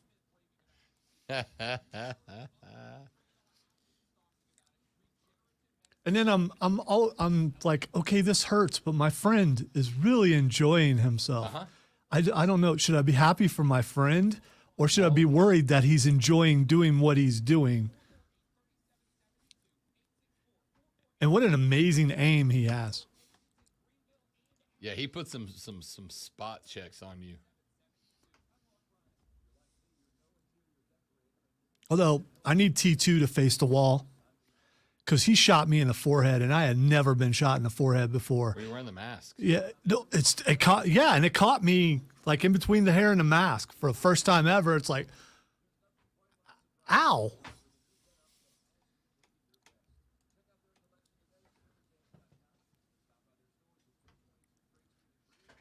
It stung almost Those as. of you on the stream, if you got to put any member of the Fan Upstate crew on the Nerf wall, which is where everybody else just gets to unload Nerf guns at them for how long is it? 30 seconds. 30 seconds, unless you lose twice, then you get a straight up minute. Unless you want to, you can separate it. But Like double or nothing.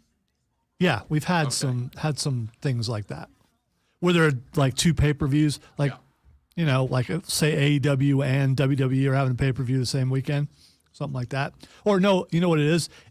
When NXT and WWE were having the takeovers, that's when that was happening. I think we know the answer over here who they would like to see face the wall. I got guesses.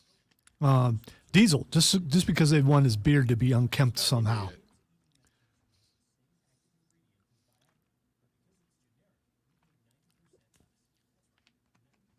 I have responded on Twitter to ask him if he wooed. He so far has not answered. Because either he hasn't seen it or he understands the game and he knows the danger of how answering in a certain way, what it will do for him.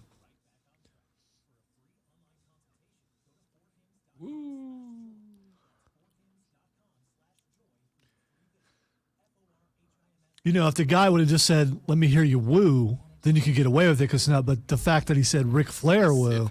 Yeah. Does he do that everywhere or just in Flair country? That's some awareness if he just does it in Flair country.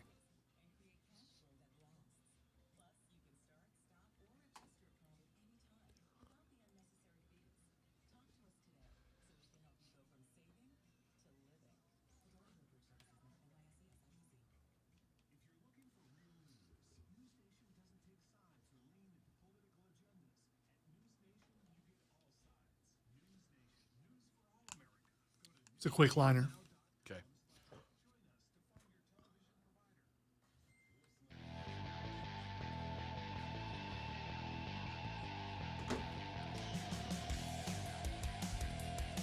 Rolling through some college football stories here on the Rob Brown Show and the Fan Upstate. We get to the second story.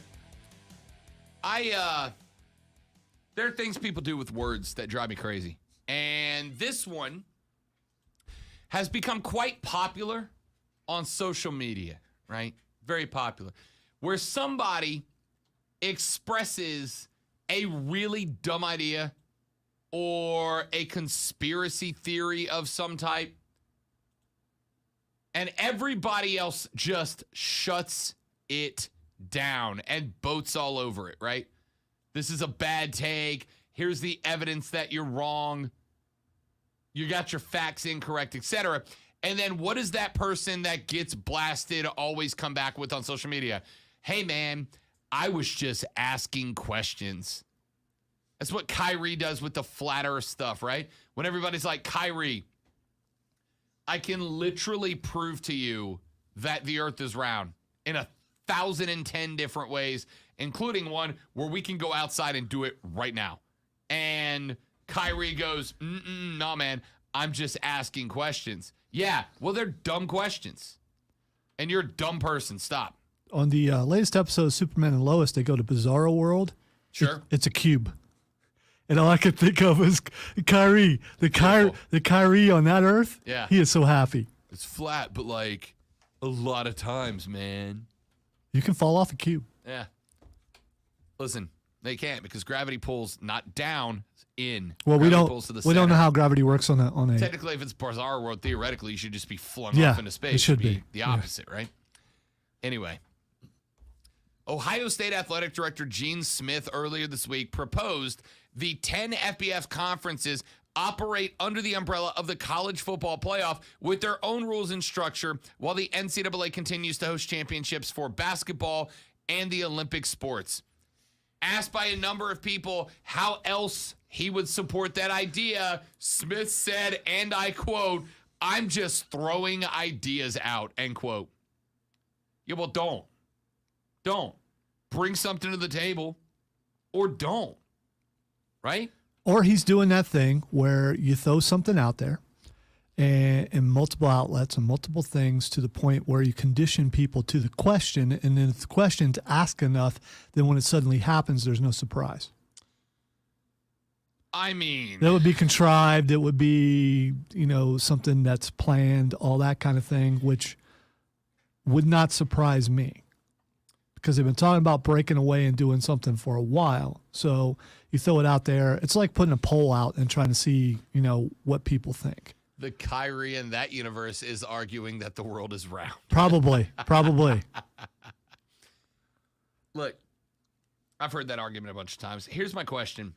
And this is the question that I've asked because I hear hosts and I hear analysts and I hear radio folks make that thing all the time. College football should just split off from the NCAA and do their own thing. You know what the one question, and I'm sure some of you have an answer, but do you know what the one question that seems to stop those guys in their tracks when I ask them is, Lonzo? It's a very simple question. It's my favorite question in the universe. You know what the question is? No, but I can't wait. Why? The NCAA, college football should split off from the NCAA and do its own thing. Cool. Why? And that is the reaction I get most of the time. People hear it because they hear stuff like this from Geno Smith, who goes, "Yeah, we should split off. We should let the NCAA operate basketball, and it should operate the Olympic sports and the amateur sports, and then football should do its own thing." And then they said, "Why?" And he said, "We can create our own rules, create our own governance structure, have our own enforcement. We have our own requirements, whatever that might be." Why? Well, I don't know. I'm just throwing ideas out. What an annoying little kid you probably were. Why? So the because I say so probably never worked for you. Well, it did because my dad was very large. That helps. Yeah. But no, my favorite, you know what my favorite thing is in the world is? There was a point in time, Lonzo, I was going to be a science teacher. Shocking, I know. And it is because of the fact that there is nothing more amazing in the world than a kid who refuses to take "because I said so" as an answer to the question, why? Why? My little nephew's like that. Why? And I think it's great. Because you've got to have a justifiable reason to believe what you believe. I've said that forever. You have to have you don't have to. You should have a justifiable reason to believe what you believe. That goes against faith, and we don't need to have that conversation. But, No, you're but still, right, it does. Yeah, It does. I still think you operate on faith in a lot of things. Everything isn't about science, at least not in everyone's mind. But we think differently.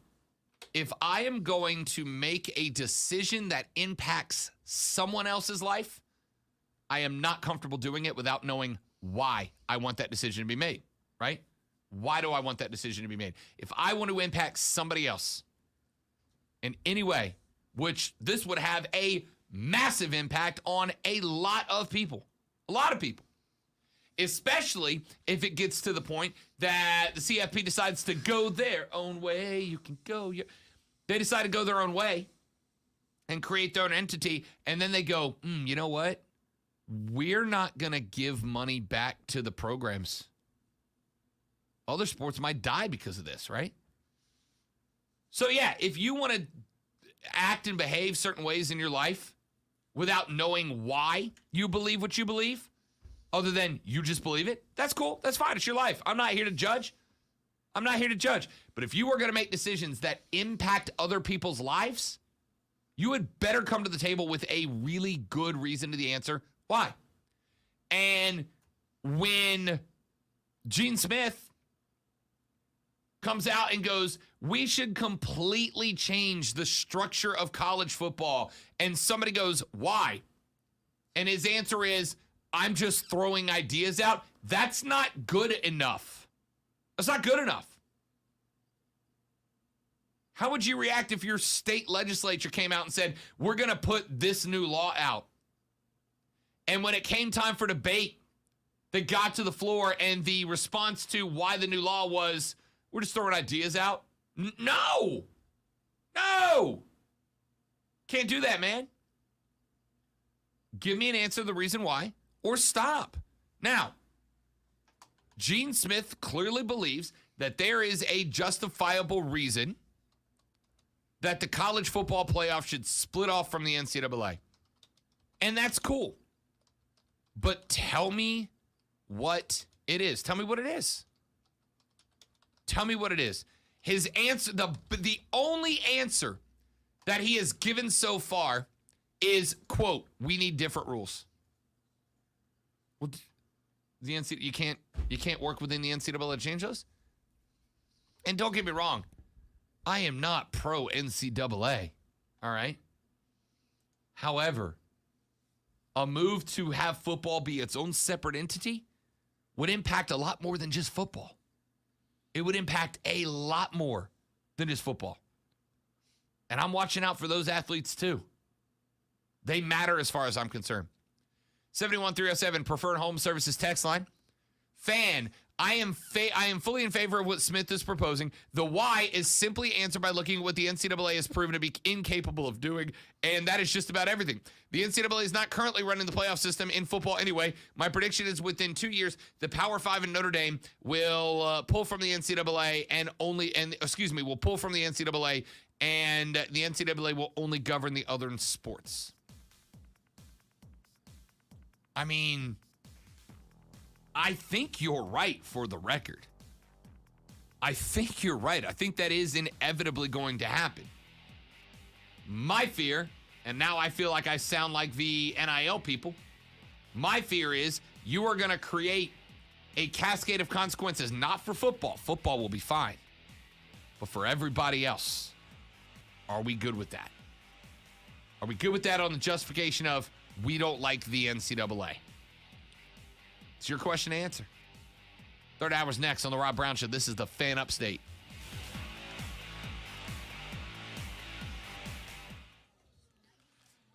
Cascade of consequences. You must have been an annoying little kid.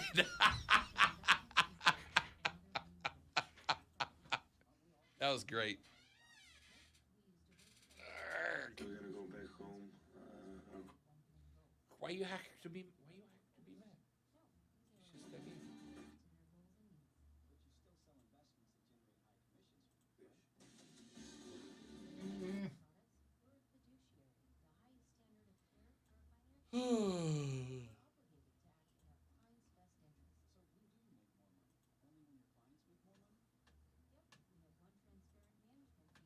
What's up, stream? How's everybody?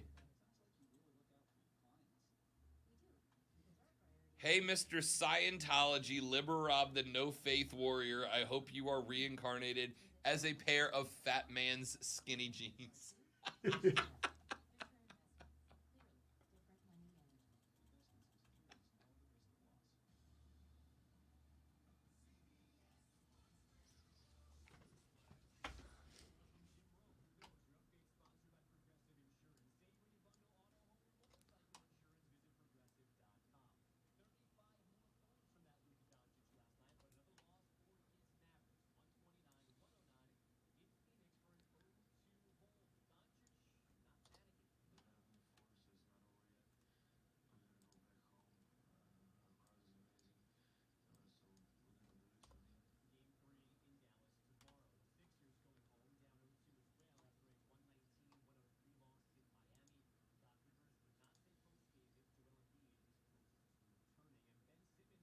They're about to slap the biggest mask on Joel Embiid.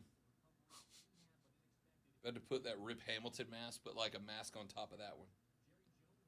Will it be clear though? That's the question. Has to be, right?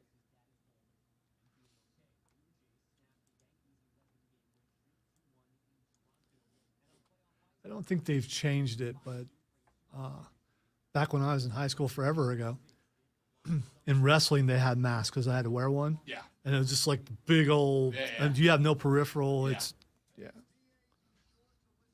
I had to wear a mask very briefly in high school because I had a dislocated nose, which is a thing.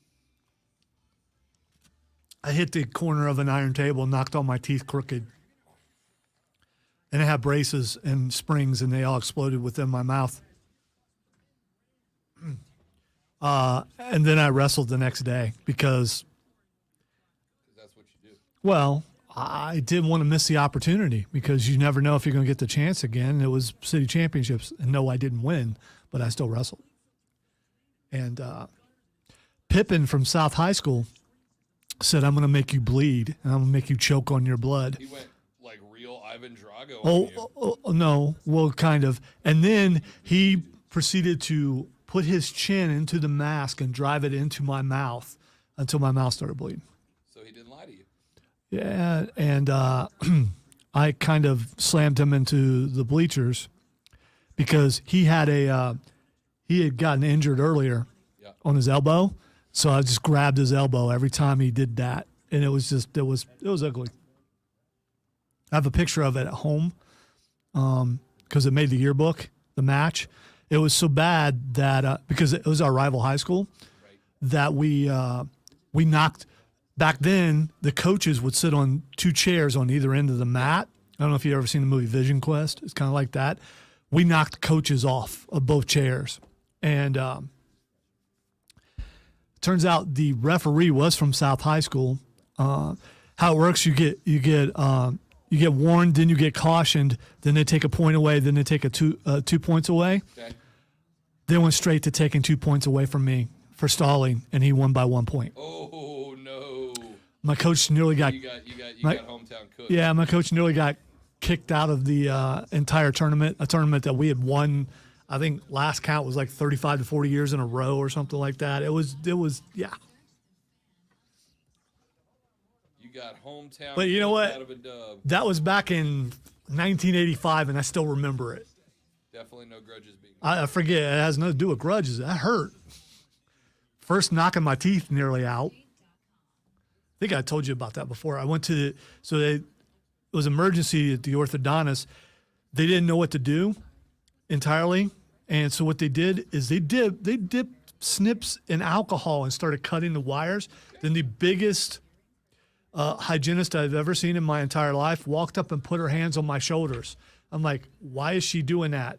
My discolored tooth that shows up, unfortunately, on video so much. He went in and put his thumb behind my tooth and pushed it back into place. And without anesthesia or anything. Also, I don't know if you've seen it. There is either a new Doctor Strange trailer that just dropped. Yeah, there's a new one. It says on they just said on Twitter it's a new I'm one. not going to tell you what's in it, but it almost screwed up the beginning of the show for me. Okay. That's all I'll tell you.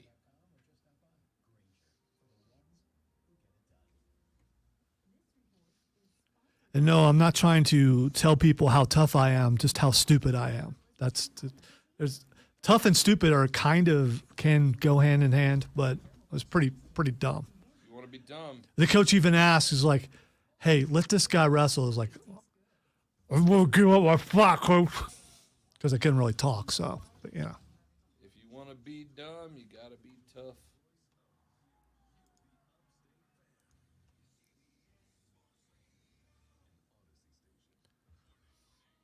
And we're back. QC Kinetics in the first break, by the way. Okay.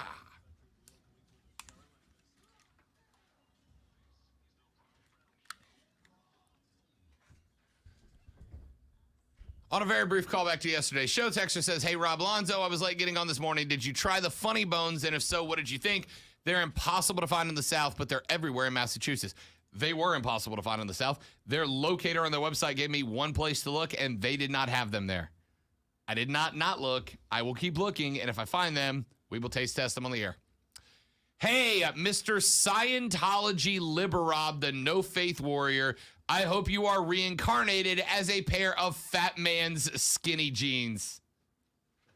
Amazing text. It was artistic and it covered everything. Well done. Yes. He hit all the major talking points of the show today. Bravo and well done. Fan, wait, you want a reason to make decisions that affect other people? Outrageous. Yeah. Hey, also acknowledge that sometimes your reasons are bad reasons. Sometimes your reasons suck, and other people don't care about your reasons. I really want, nope. We don't care. Your reason is your reason. It's not a good reason. There's a difference. All right. Do me a favor, please, Lonzo. I am going to grab, I believe I only put one piece of audio in the folder today, and I'm going to grab it here. This audio, I'm sure some of you have already heard.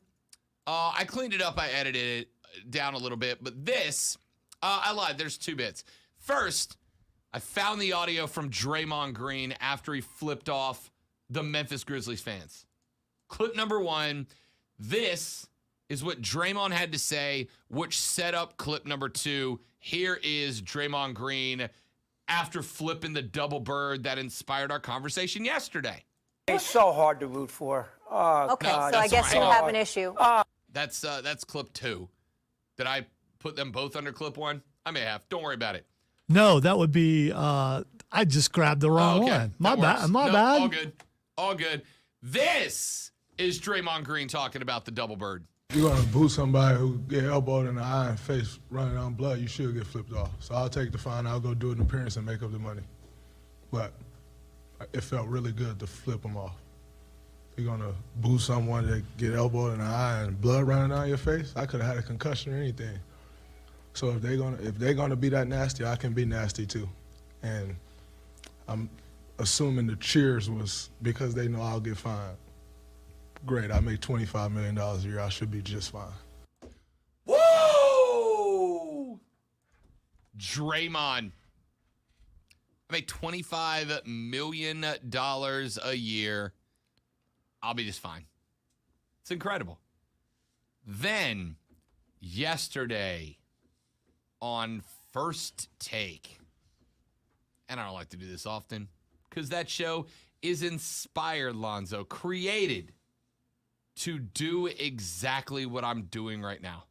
I'm concerned because you said you cleaned it up. Well, I took a You lot tightened of the it up. I took, Okay, yes, all I right. took a lot of Okay, the windbag all right. out of it. So I don't need a backup. I'm Correct. good. Okay, all right. There's still plenty of windbag in it, but I took a lot of the windbag out. Chris Mad Dog Russo. Your boy. Ugh. A hot take artist. Let me just go ahead and tell you, if I call you a hot take artist, it means I do not respect you as a broadcaster.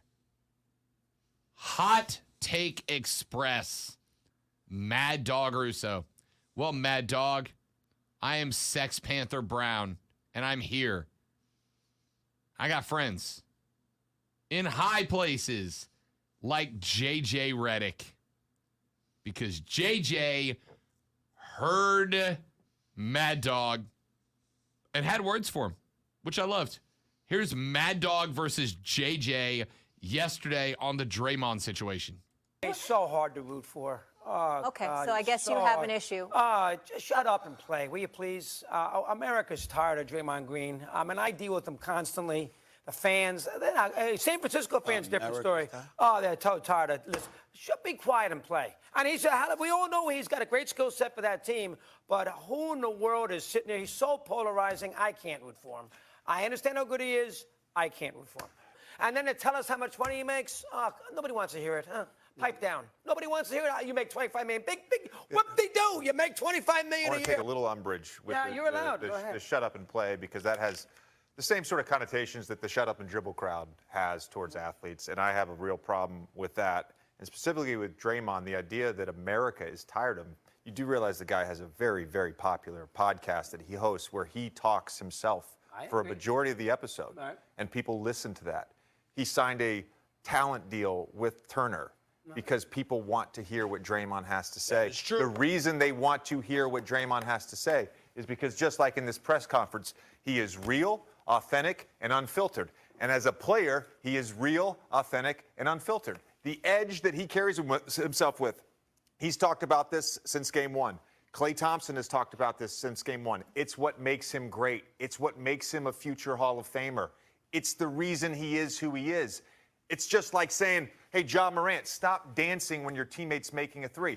The reason Ja Morant is great is because he plays with joy and fun and a carefree attitude and a fearlessness. You can't take away what makes a player great. So there's no shut up and play. God, he is so polarizing. I can, for all the fans that you think listen to the podcast and watch them, I can give you 50 million fans who would tell you the same thing. Enough already. So he is a polarizing athlete. Sure, there are certain younger fans, especially, that like to hear him play. I'll give you a large segment of older fans who have followed the NBA for 60 years, who are, this is not a political scenario or a race situation, who have followed Wilt and grew up as a Knick fan, who loved Clyde and loved Reed Yeah, but and loved I the Pearl. disagree with you on that. I'm not saying it's a race. race situation. I'm saying that the fans you're talking about, they talk about athletes that way, like you just talked about an athlete. I think there's a lot. I think there's a large segment. The people on Fox News talk about athletes that way. Well, That's my issue. and Fox News That's is, my issue. I don't actually care about the fans that watched Bob Cousy play or watched Wilt play. I don't care. I appreciate that they've been NBA fans that long, but I don't appreciate the undertone. I love it. I love every JJ single made it bit exactly about race. He did exactly what Russo accused him of. He said it's not about that, but when you bring Who said anything about race? when you bring in shut up and dribble, that's what that whole thing became about. It became a race thing. So he made it about that by comparing it to that. And also going after the talking points, going after Fox News, doing all this kind Which of is stuff. where Shut Up and Dribble came from. This is all kind of left wing, right wing thing. This is all politics. Let me tell you where this it started with entire thing is politics. It's not. Let me tell you where it By the started way, with me. I just want to say one more thing. I like Draymond Green. I'm just going to point. I know. I have no problem with the stuff that he does. Dirty, underhanded, but you got to have a guy like that on your team. You gotta have a heel, baby. You absolutely do. You do. gotta have a heel. But this was all political and it was unnecessary. I disagree that it was all political. Do I think it had, as JJ Reddick called it, undertones? Yeah, absolutely do. Yeah, the undertones that JJ put in there. No, I think you were at the point now where when an athlete says something, and literally what were the first words Russo said? Shut up and play. That's literally the first words he said. So you can't shut up and play. Well, you can't ask them to just play the game because you just saw what you did on. No. Oh, okay. What? Oh. Don't look. Nope. Stop. Trust me. Stop doing that to me. Okay. I'm glad the screen is turned. You should be. I'm glad the screen is turned. So you can't ask a player to just play the game because anytime you say anything that's comparative to shut up and dribble, whether it means that or not, immediately you're going to go to that. my question. So immediately it becomes political. Immediately it becomes polarizing. The thing that you're talking about being polarizing, you have just been painted into a corner whether you want to be there or not. Have you ever heard anybody say, shut up and deliver the mail? Shut up and stock the I have grocery heard shelf? shut up and do your job. Yes, a bunch of times. Right, I hear it all the time. Right. But this is my job, so it's kind of So that's the same thing, except you're being specific about the job they're doing. Shut up and do your job. What actually got me on that, for the record, and what actually got me on that, Zoe, was not the I don't appreciate the undertones. And for the record, I don't appreciate the undertones either, right? Because Lucas had some comments this year. I didn't hear Russo get mad at Luka, right? So I respect JJ for that. What actually got me was Mad Dog going, I will show you some people who have been supporting the NBA for 60 years who don't appreciate this. I watched Here comes the ageism. watch Bob Cousy play, and JJ said, can I just tell you, I don't care about the people who watch Bob Cousy play. I respect that they're NBA fans. I appreciate them having been around, but I don't care I don't care. So he only cares about the opinions that match his opinion. He doesn't care about other opinions. No, I don't think he cares about.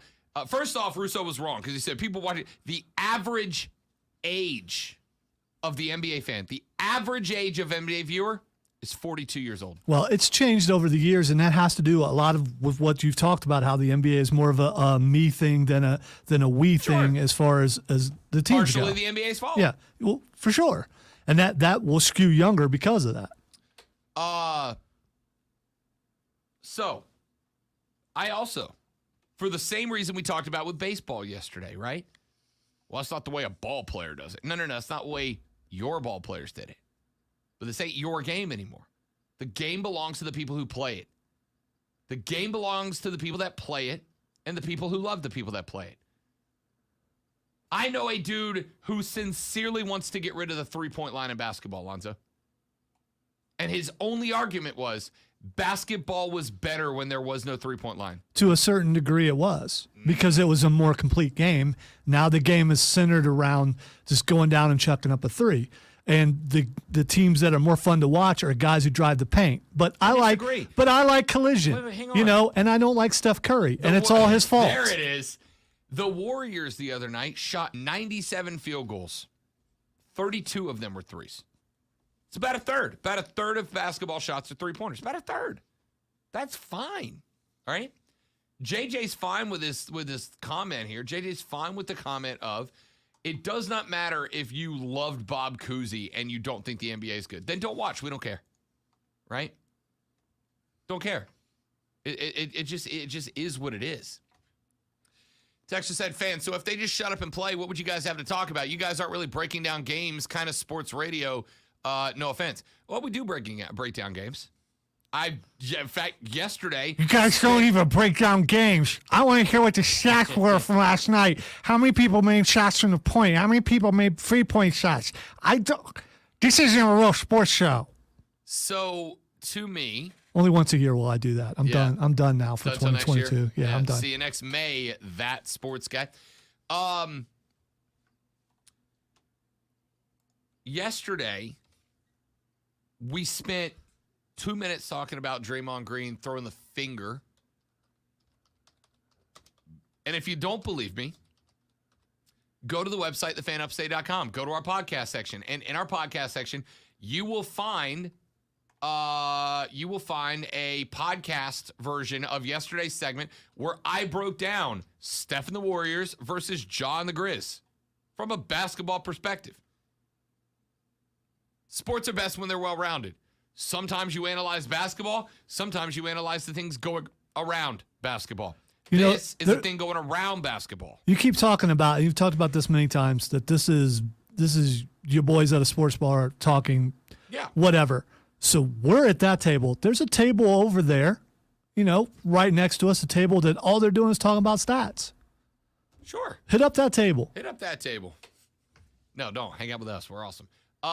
Look, you can't spend. Here's what I'll tell you. I can't come in here every day and do a Russo v. Reddick segment. But I also can't come in here every day and do here were yesterday's stats. The Warriors were 7 of 32, and the Grizz were 11 of 34, and the field goal percentage from inside the arc was this, and here were the rebound numbers. Because that's not always, it's great if you're a hard basketball fan. If you do it, you need to do it in the NPR voice, though. Because, if you're going to go that way, you might as well go all the way. I can go my own way. You can go your own way. No, Texture says, I love the 60-year-old NBA fan that threatens to quit watching the sport every week. Yeah. Some point call the bluff, right? No, Mad Dog. You're not going to stop watching the game. Stop complaining. Stop complaining. Yeah, Mad Dog's not going to stop watching the game because he's making cash off of watching the game. And being a hot take artist. A hot take artist that I can't stand. And I want you to know I love JJ. I'm not saying you have to enjoy or you have to appreciate what JJ said yesterday. Which is just as much of being a hot take artist as what Russo. That's the whole point of that show. It's hot take versus hot take. That's what First Take is. I understand that.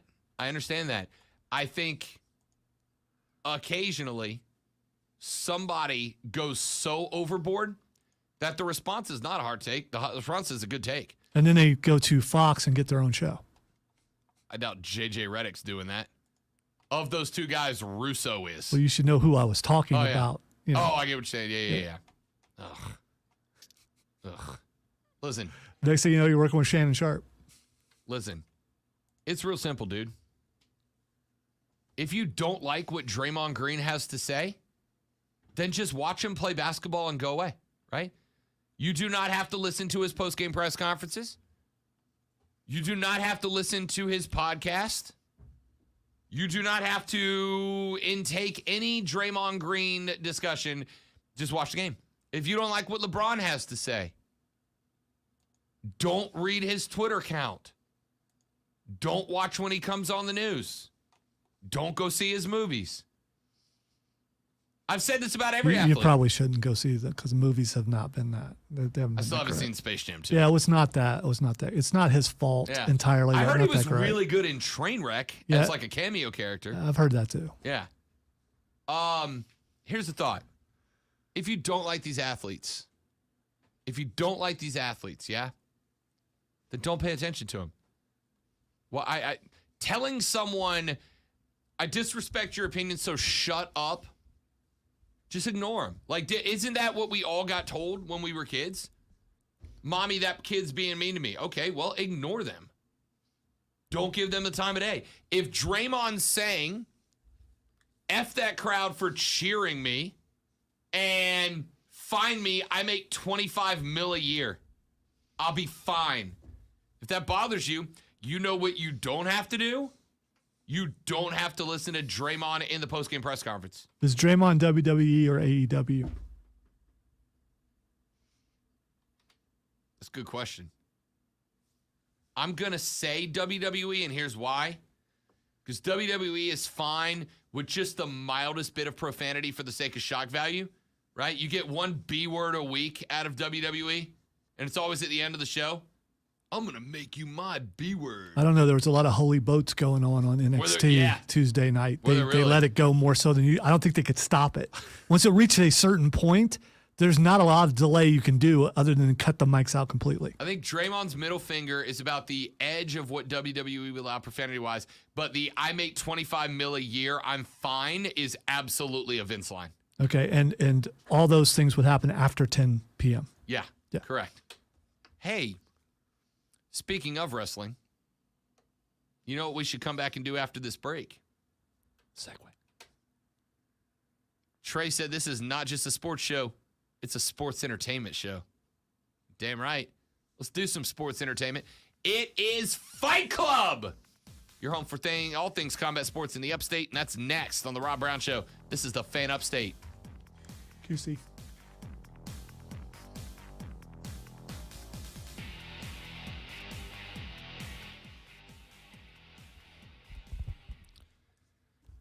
Ladies and gentlemen, let me tell you about my friends at QC Kinetics. QC Kinetics offers non-surgical regenerative joint therapy. What I mean by that is this. When you age, your joints have connective tissues in them. Those connective tissues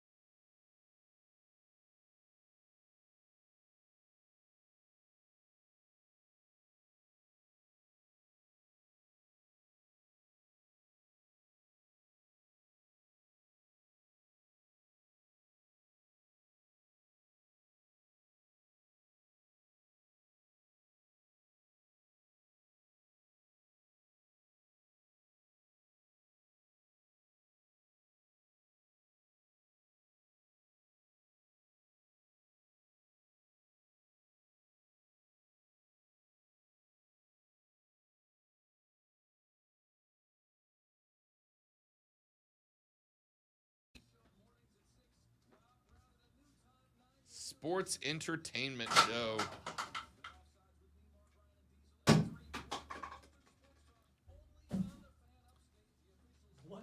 I'll say 1 for 3. Not Zoe's best performance today, boys and girls. Brown one too. I actually made it. The other ones hit the brown news.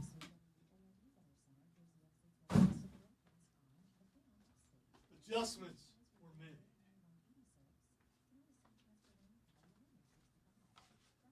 It's all about adjustments. So I'm not going to throw this in Twitter trending topics, but Daredevil is trending. And the reason why it's trending is people are comparing Moon Knight to it. And some people are not as good as Daredevil. And then other people are saying, why does everything have to be compared to Daredevil?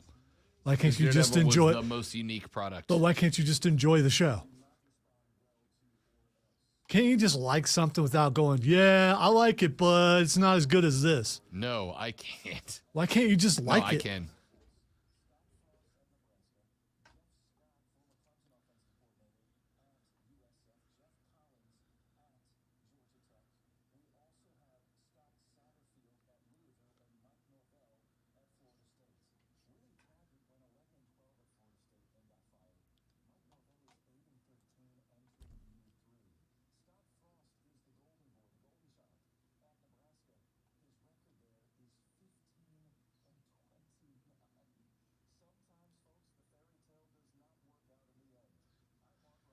All right, 11:22.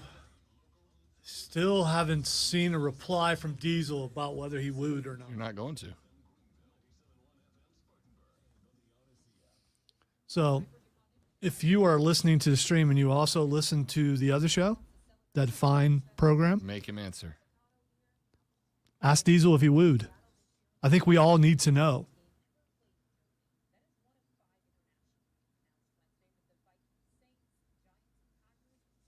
I had forgotten about Cold Pizza, Trey, but yeah, that was a pretty good show. Cold pizza. Oh, I do remember cold pizza. You're right. Will there be more Moon Knight? According to Oscar Isaac, he doesn't think so. But, it's Marvel, so they're going to lie. They may already have the second season completely mapped out.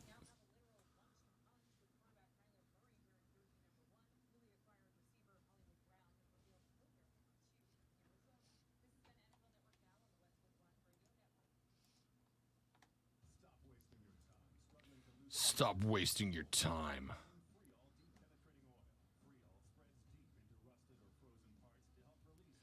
All right, Game of Thrones House of the Dragon has released a teaser trailer. Are you interested in that at all? I don't know is the answer. I really don't. It's got Matt Smith in it. You probably could care less about Matt Smith, but he was Doctor Who for quite some time. I don't know who that is. He was a bad guy in Morbius. I know you didn't see it. Still So haven't it seen Morbius. doesn't help. Is Morbius out? I've heard. I know it is because everybody said that it had movie the sucks. it had the largest drop in box office for a Marvel Yeah. film in history from week 1 to week 2. Everybody said it was bad. I haven't heard a single person say it was good. Yeah, you just forgot my review. We talked about it, but that's fine. Because most people don't remember anything I say. I'm used to that, except for you, the listeners, because you guys are awesome. Just the people I work with who Well, just obviously make me your feel review insignificant. Was not that it was good.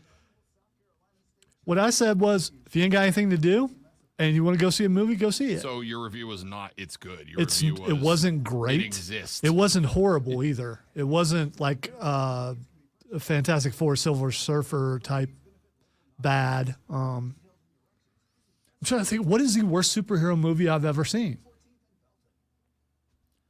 I've seen some pretty bad ones as a kid. So, the 1960s Avengers. well, I don't know. Would you Did you see consider Masters of the Universe a? Because it's kind of it's a toy movie. I mean, Yeah. Skeletor and He-Man. It was pretty bad. Flash. Oh, I love that movie. I have that thing memorized still.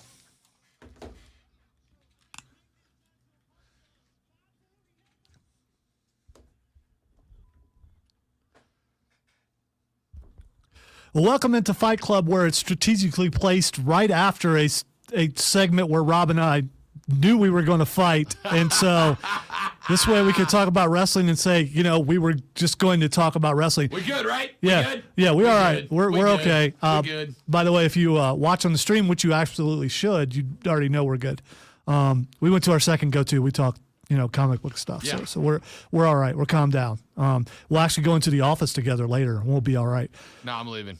Are you? Okay. Yeah, I got a remote tonight. All right, so I'll By go. remote, I mean I got to go watch the Rise guys have a remote and pretend that it's work. I was gonna say Pretty that's. excited about that. I mean, yeah, I get you get to go, but it's anyway. So, ton of things going on with wrestling and with UFC.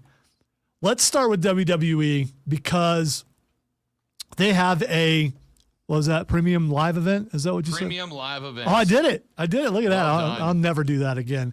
Coming up this Sunday, which is WrestleMania Backlash, which I still think is a stupid name. Just leave it Backlash.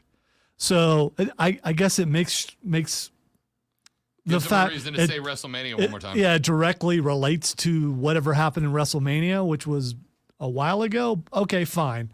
Let's go through the matches real quick, including the very first one, which I know that Rob has vested interest in and cannot wait till it happens. It's all the build up over a year for this match. There's got to be a winner. Happy Corbin versus Madcap Moss. Can we bring Knoxville back? Can we do another Johnny Knoxville match?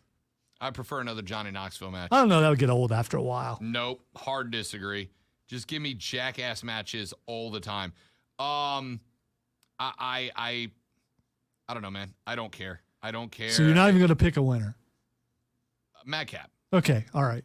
Sure, I'll pick. I'm not saying anything's on the line here, although let me put it we this did way. talk about something earlier. Between 5 hours a week of WWE, 4 hours a week of AEW, plus YouTube, plus AEW adding New Japan, so me like kind of dabbling in some of the guys that have been announced for their Forbidden Door PPV. I'm at the point now where if you don't have a set, like if there's a segment that does not grab my attention, I'm not watching it. I will push fast forward for 10 minutes to get to the next segment. And Baron Corbin, when he initially showed up as a bad guy, I thought had the chance to be great. Fedora Corbin is not it. Just not. Unfortunately. All right, so if you're excited about that match, you're definitely going to be excited about the next one. Bobby Lashley versus Almost. Again. Yeah. One of the things we got, Lonzo and I were having some fun this week because our downstairs events guy. All right, we were given video games to review. Yeah, we got some games to review. I got the There we show go. 22. Lonzo and I both got WWE 2K. And last night I set it up. And one of the modes is GM mode where you book your own shows, right? You draft a roster, you book your own shows. And I started doing So that. you were Vince McMahon last night. Yeah, except like a better version of it. Because you know what I did not do? Book the same match 4 nights in a row. Well, when you and tell people, fire "No, no, you everybody, should like this." when you fire everybody, you're gonna I can have some also repeat. tell you, my favorite part was when I'm drafting a roster and it's like, would you like to draft Dexter? Oh, nope, sorry. Samoa Joe. Oh, nope, wait, sorry. Like, half the guys on that game and gals on that game aren't there anymore. Half of the roster on that game are in AEW now. Yeah, Like, I'm not sure they could do a game with the present roster and they're No, you they're can't. yeah. In fact, and I didn't think about this till literally just now. You know what I'm doing tonight when I get home to fire it up? You can custom draft where basically you assign the rosters. I'm making an AEW roster tonight. Why I'm not? just going to make an AEW roster versus a WWE roster and see what wins out, see what's better. Well, you could absolutely do that. There's Yeah. definitely plenty enough there. Jeff Hardy's in there still. Like, I'm in. By the way, how have I gone this long and not seen Kevin Owens in that game yet? Is he in there? Yeah. I haven't even seen him. Yeah, he's in it, but you play in different modes. He's Yeah, that's also definitely true. he's definitely in there. The first thing I did when I opened up the game is went to the roster. Yeah. There's a place where you could check out all the rosters as well as unlockables because they give you.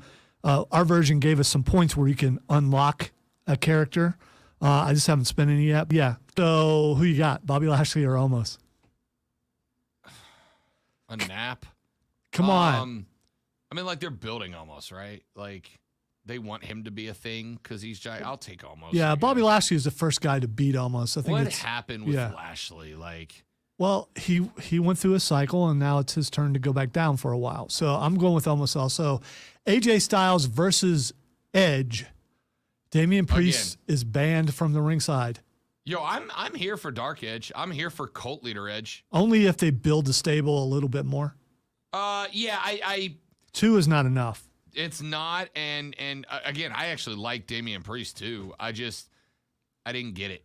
I didn't get. I like his new look. I heard your message, and I'm like, I like his new look. It's a great look. It's a great look, and paired with Edge, who looks dope in a suit, like it's a great look. But I just get tired. I heard your message. All right, from a wrestling angle, it still should be a pretty good match again. AJ versus Edge. I'm going to go with AJ winning this time. Yeah. No, well, I'll go Edge wins, but I'll go even with a barred Damian Priest. Something else happens. Really good opportunity to bring out another member, right? That's true. Damian's very barred, true. so here comes whoever is going to be that person. Probably maybe Ciampa. Which would kind of make sense. Defeat everything Ciampa has been for years. Well, that's what happens when you go from NXT to. I mean, Ciampa. You lose your last name and you become completely not you. Ain't that right, Butch? Poor Butch. I like that whole thing. I think that's a nope. Have you seen this man? I think it's funny. All right, Cody Rhodes versus Seth Rollins again in a rematch. As this time Seth knows who he's wrestling. The build-up for this has been pretty good. I'm going to go with Seth Rollins to beat Cody Rhodes, and here's the reason why. Cody Rhodes is coming back to win the championship. He was on a podcast the other day that I heard. He said, basically said he would win the championship by 2016. It was underneath how he said it, to the point, and maybe I'm reading something in there that's not there, that he wasn't told that he would get the championship in the first year back. He probably will, but I'm going with Seth Rollins. I'm taking Cody Rhodes. It's absolutely going to be Cody Rhodes. Again, I half of Vince's decisions, you can still just look at the basic business of it and get it, whether it's merch sales or whatever. Can you look at this subjectively without all the vitriol and the hate that you have towards Vince McMahon? Cool. When I roll up in here on Monday and Cody Rhodes wins, then what? Then you're right. Okay. And I will laud and praise your ability to prognosticate. Thank you. I look forward to it. That was a rough thing for me there, but I thought I pulled it off. Texter says Rob is rebooking the invasion. Yeah, that's what I'm doing. Yeah. I'm absolutely booking an invasion angle. ESPN, to this day, Lonzo has not beat me in a video game. When do you want to run some show or NBA 2K? Who are you, Texter? Oh, I know who that is. Do you? Oh, I absolutely know who that is. My first assumption was it's your son. All right. It's not. Okay. It's not. You know who that is? Yeah. And who it is, I'm not very good at this. And then he just destroys you at everything you do. Somebody I know? Someone who, if it is who I believe it is, someone who I shared the airwaves with for a very long time. So, yeah, it's probably him. Because he talks stuff like that. And he's right. All right. So, For the record, just so everybody knows, I suck at video games, and I make no argument to the contrary. I am terrible at them. I'm just funny. That's it. That's what you get for playing me. To the point where he jumps on Game Pass and says, "Let's play this game," and I just say no. Because it's not just about losing to someone. 30 minutes of you're scared smack talk, right? No, it's not just about. Well, yeah, and I deserve that. It's not just about losing. It's about all the stuff that comes with losing. Sure. Because this person, if it is that person, enjoys talking smack the entire time, and is really good at it too. Because he knows what buttons to push with me. So I just end up being very mad with my blood pressure high and having lost. Lonzo would swing at every pitch. He would not get a hit. We both got Game Pass, so it could happen, but he'll never step up. It's him. All right. The next match is stupid, but you've already pointed that out for all these matches. RK Bro and Drew McIntyre versus the Usos and Roman Reigns. I know what this is setting up. I get that it's setting up Drew to be the next guy to go after Roman's belts, championships. Why couldn't you just leave it RK Bro versus Usos to unify the titles? Throwing this in, it just doesn't make sense, except for what it does. It downplays the importance of the tag team titles and says that the heavyweight championship is more important. We already know that. Why would you have to do this for this. I don't understand this match. There is one thing that I think they have done, and despite the fact that Roman has won most of his matches by cheating, by being underhanded, by hitting low blows, etc., you basically booked yourself into a corner where it looks like Roman has almost accomplished LOL Cena wins level of being good at not losing. I suspect the setup here, and again, I have not watched nearly the amount of WWE that I have in the past. My suspicion is, or at least I kind of wonder, do they, between now and Sunday, tweak this into potentially Friday night, a winning side gets all the belts? See, now if they do that, and that's a good way to get the belt off of Roman for a little while, but without... And then he can blame his cousins, because one of them will get pinned, not him. Yep. And then you've got a way to give Roman some time away from the belt to breathe. You've got some time to let McIntyre be the champ. You've got the ability to let the Usos and Roman become a bit of a rivalry if that's the direction you want to go in. Like it puts a lot of options on the table here that I don't think existed before. Is that how you would book it as a GM on the game? I don't hate the idea. Okay. Honestly, I don't hate the idea. The only problem I have with the booking and with the GM is that you book the matches, you do not book who wins. And that's my biggest problem right now. So I set up in my first run, because I felt bad for him, I had Balor versus Roman as my first rivalry for the main belt. And I'm like, I'm going to slow build this. I'm going to let Finn get up, take on Roman in the pay-per-view. So I set them up for a match in week number 1 of my show. And Finn just beat Roman clean. Finn just beat him right out the gate, took his belt. Week number 1. And I'm like, all right, well, cool. Now I've got the rivalry of Roman coming back for his belt, except for Roman's the bad guy here. However, they do offer you the opportunity. You can have wrestlers do run-ins or cut promos to flip from heel to face. So I just had them. I did a double turn. I just had Finn go from good guy to bad guy and had Roman go from bad guy to good guy. Now Roman's the face. I'm going to have him do that to win the belt and then immediately flip right back to being a heel. I love it. It's fun. All right, so the final match for WrestleMania Backlash is for the SmackDown Women's Championship, Charlotte Flair, my friend Charlotte Flair, versus Ronda Rousey. Ronda Rousey's so bad at this. I'm sorry. I loved Ronda Rousey as an MMA fighter, as a UFC fighter.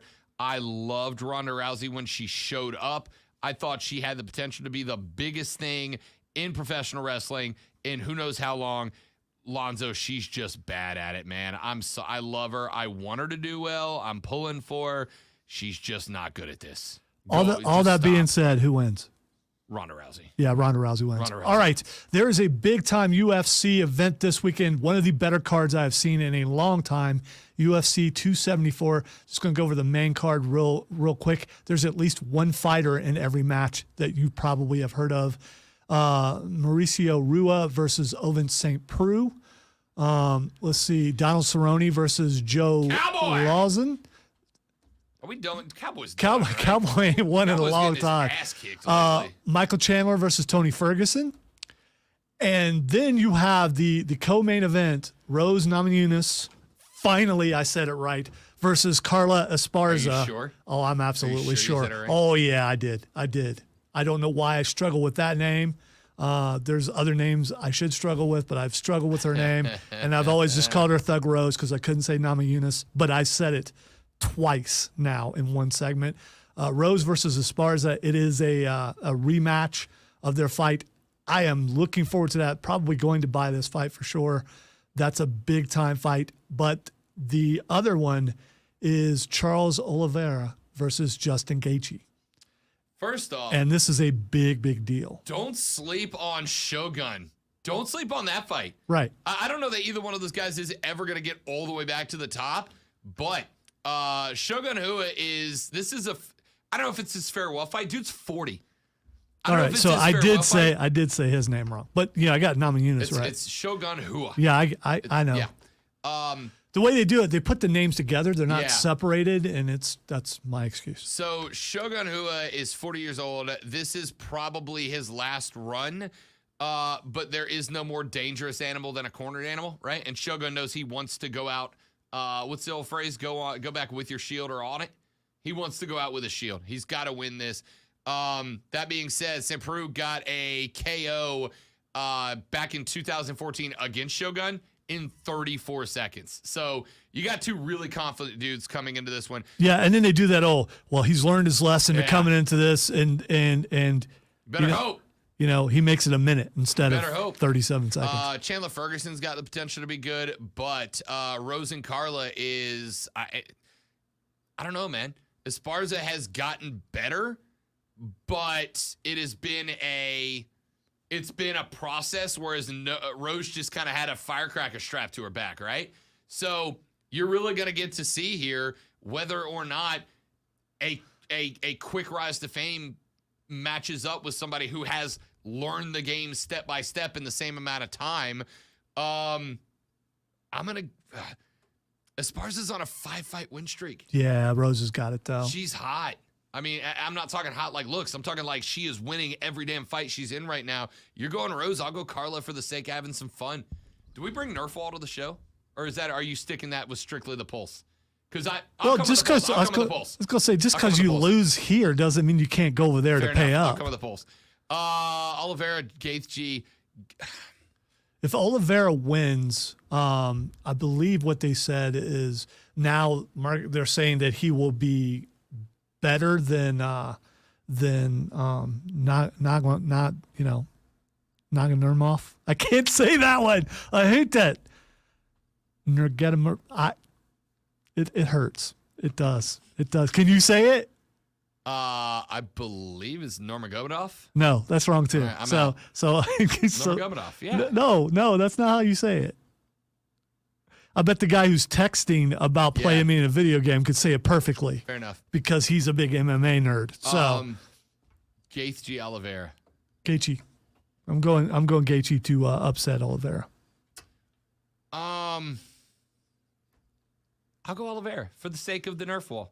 I'll do it. All right, we need to go to break. We really do. But Big Cass, I know it's not his name anymore, versus Wardlow was interesting last night. And as for the chance, we want Enzo. No, we don't. We don't. Yes. You came in saying that. I have that written on my stuff. That was so funny. Want Enzo. Also, no, we don't. who's the Joker in the Owen Hart tournament? Somebody's going up against Samoa Joe. They're not saying who it is. Rumors are Kenny Omega, Johnny Gargano. Who do you think it is? He will have his vengeance. Yeah. And his wife is hot and flexible. Miro's coming back.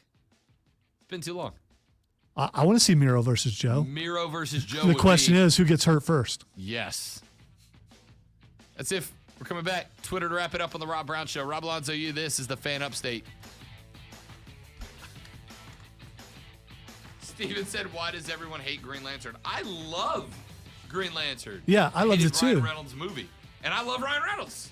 It's just a bad movie. I thought the movie was not that bad. I wouldn't say that's the worst comic book movie of all time. Without a doubt, I would not say that. I thought it was all right.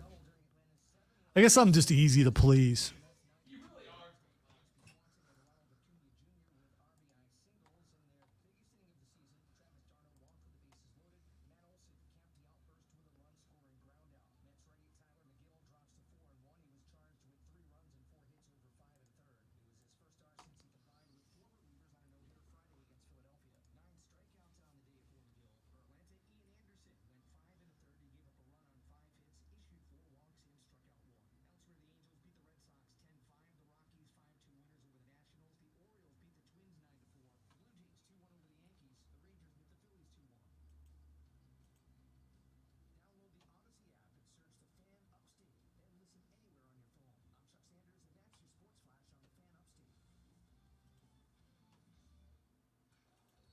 See, I disagree with Rob about Green Lantern. I think what messed up Green Lantern was Sinestro. It wasn't anybody else and all the other Green Lanterns because they were completely CGI, and it wasn't as good as it could have been, and I think that bothered a lot of people.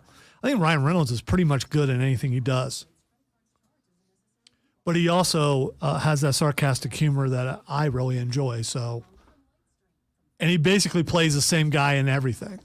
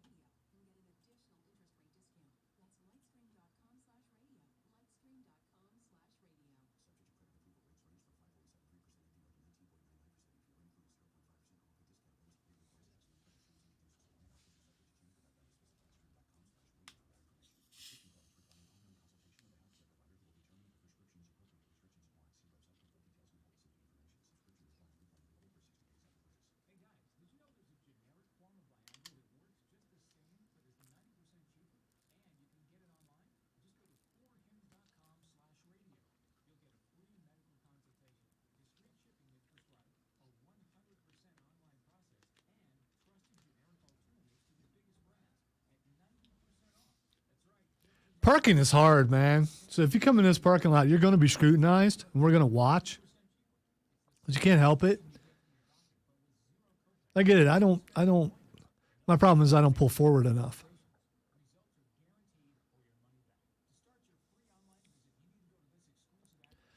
I don't know, Trey. I don't read a lot of Green Lantern comic books, even though I am a DC guy.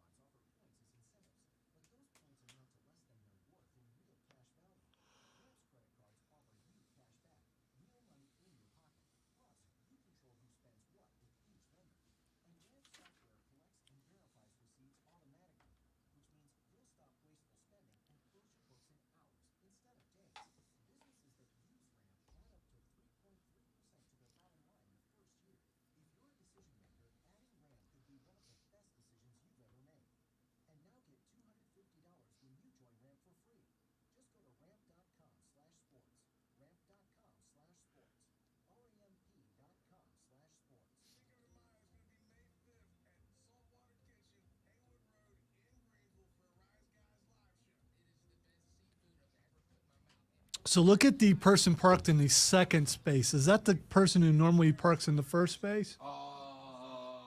Because it looks a lot like that vehicle, which would mean that they could actually park straight if they wanted to. Well, they're capable of it. They're just a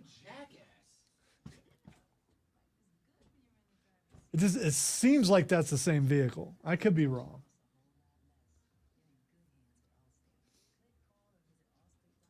Oh, and then we got somebody right here on our side, though. Who drives a big red truck? Yeah, it's 2 days in a row.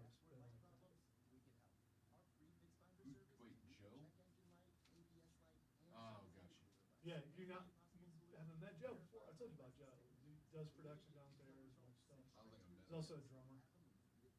Well, somebody's got better coordination with the sticks and a steering wheel. I believe it's him. He does. I've heard him play. He's pretty good. No, I didn't, Steven. Because Cameron's going with me, and he remembers everything. So if I have a question about something that happened on an earlier movie, he can tell me exactly what it was. Plus, I was watching Moon Knight, watching Superman and Lois yesterday. Also played more Elden Ring and WWE. I'm trying to not play too much of that because I get lost in that and I get upset. The kind of, oh, you got to be kidding me, yelling at the TV stuff. Because, and I talked to Hendricks about this because he's got it too. The referee on the game, he's looking somewhere else all the time. And he comes over and raises his hand Yo, for what a slow count they have. for like 10 minutes before he starts counting. It's ridiculous. All right, time for Twitter Trending Topics, where I tell Rob what is trending and he will tell us what he knows about it. The first thing that is trending is Jerry Jones. JJ was involved in a car accident yesterday evening. Was taken to the hospital with minor injuries, certainly nothing life-threatening, but we have not gotten details of the investigation. There's a bunch of rumors flying around. I will not repeat them because they have not been anywhere close to substantiated yet. But JJ did go to the hospital yesterday evening. We will find out what that's all about down the road. Hopefully he's doing well. They weren't sure if he was driving or not, and at his age, he probably shouldn't be. He's like 79 or something Listen, like that. I have met some people in their 70s and 80s who have still got it together. Yeah, but you're rich. You don't need to drive. Also that. I'll tell you straight up, if I had, forget NFL owner money, if I had NFL player money, I'd never drive again. Yeah, I'm not driving. I'd never drive again. I'd get me a truck with an Xbox and a TV built into the back of it. I'd have a dude. I'm going to pay him $60K a year. Your only job is to drive me when I want to go somewhere. I got two guys, $60K a year. One from midnight to noon, one from noon to midnight. Your only job is to drive me where I want to go. Why are you driving when you're a billionaire? Exactly. By the way, the person texting earlier just confirmed that it was him. I knew it was him. Punk. All right, the next thing that is trending is Stephen A. Smith. Listen, I know Lonzo personally, okay? Trust me, Lonzo is a good man. I know him personally. I can text him right now. I'm just assuming that something else dumb happened. Actually, by the way, I'd like to point out, Stephen A. Smith was the voice of reason in that conversation that JJ and Russo had yesterday. I know we didn't get a lot of Stephen A. Smith because I had to cut him out because it was just too long. It was already too long. So I had to cut out Stephen A. and it stayed too long. Stephen A. was jumping in and he's like, hey, there's nothing racial about what Russo's saying here. And also JJ's got a point and like, can't we all just get along? And JJ and Russo were both like, shut up, Stephen. All right, the reason why he's trending, apparently he said LeBron needs to be traded. He does. The Lakers ain't getting it done with him. The rest of the team has gotten to the point where they all showed up to let LeBron win them a title, and it ain't going to happen in LA. Yeah, but LeBron doesn't get traded. LeBron decides where he wants to go. It's also true. He's LeBron. No, you're missing the point. Steven was telling LeBron to trade himself. GM. Time for him to trade himself. So like, hey, go trade yourself? Ladies and gentlemen, we will be, well, scratch that. I will be live this evening at the Rise Guys Remote. It's at Saltwater Kitchen, 5 to 7. I'll be hanging out afterwards. Come by, please flip me off to my face, as this happened twice now. You're going to regret this. You really are. Oh, I already do. But at this point, what do you do but lean into it, right? Saltwater Kitchen, come see me 5 to 7. We'll be hanging afterwards. You have a great rest of your Thursday. Back tomorrow to do it again on The Rob Brown Show. It's the Fan Upstate. Later, brother.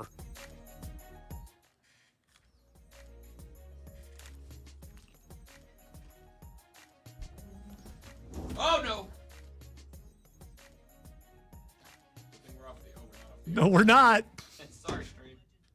Hang on, stream. We're going for a roller coaster ride. And now that drops, so that's cool. Now I got to just reset the whole damn studio. Wait, if our restrictions listen, can we get rid of this now? That's a great question. That is a great question. Okay, That's- stream. See you tomorrow. that- I'm not that going to is- talk about that off the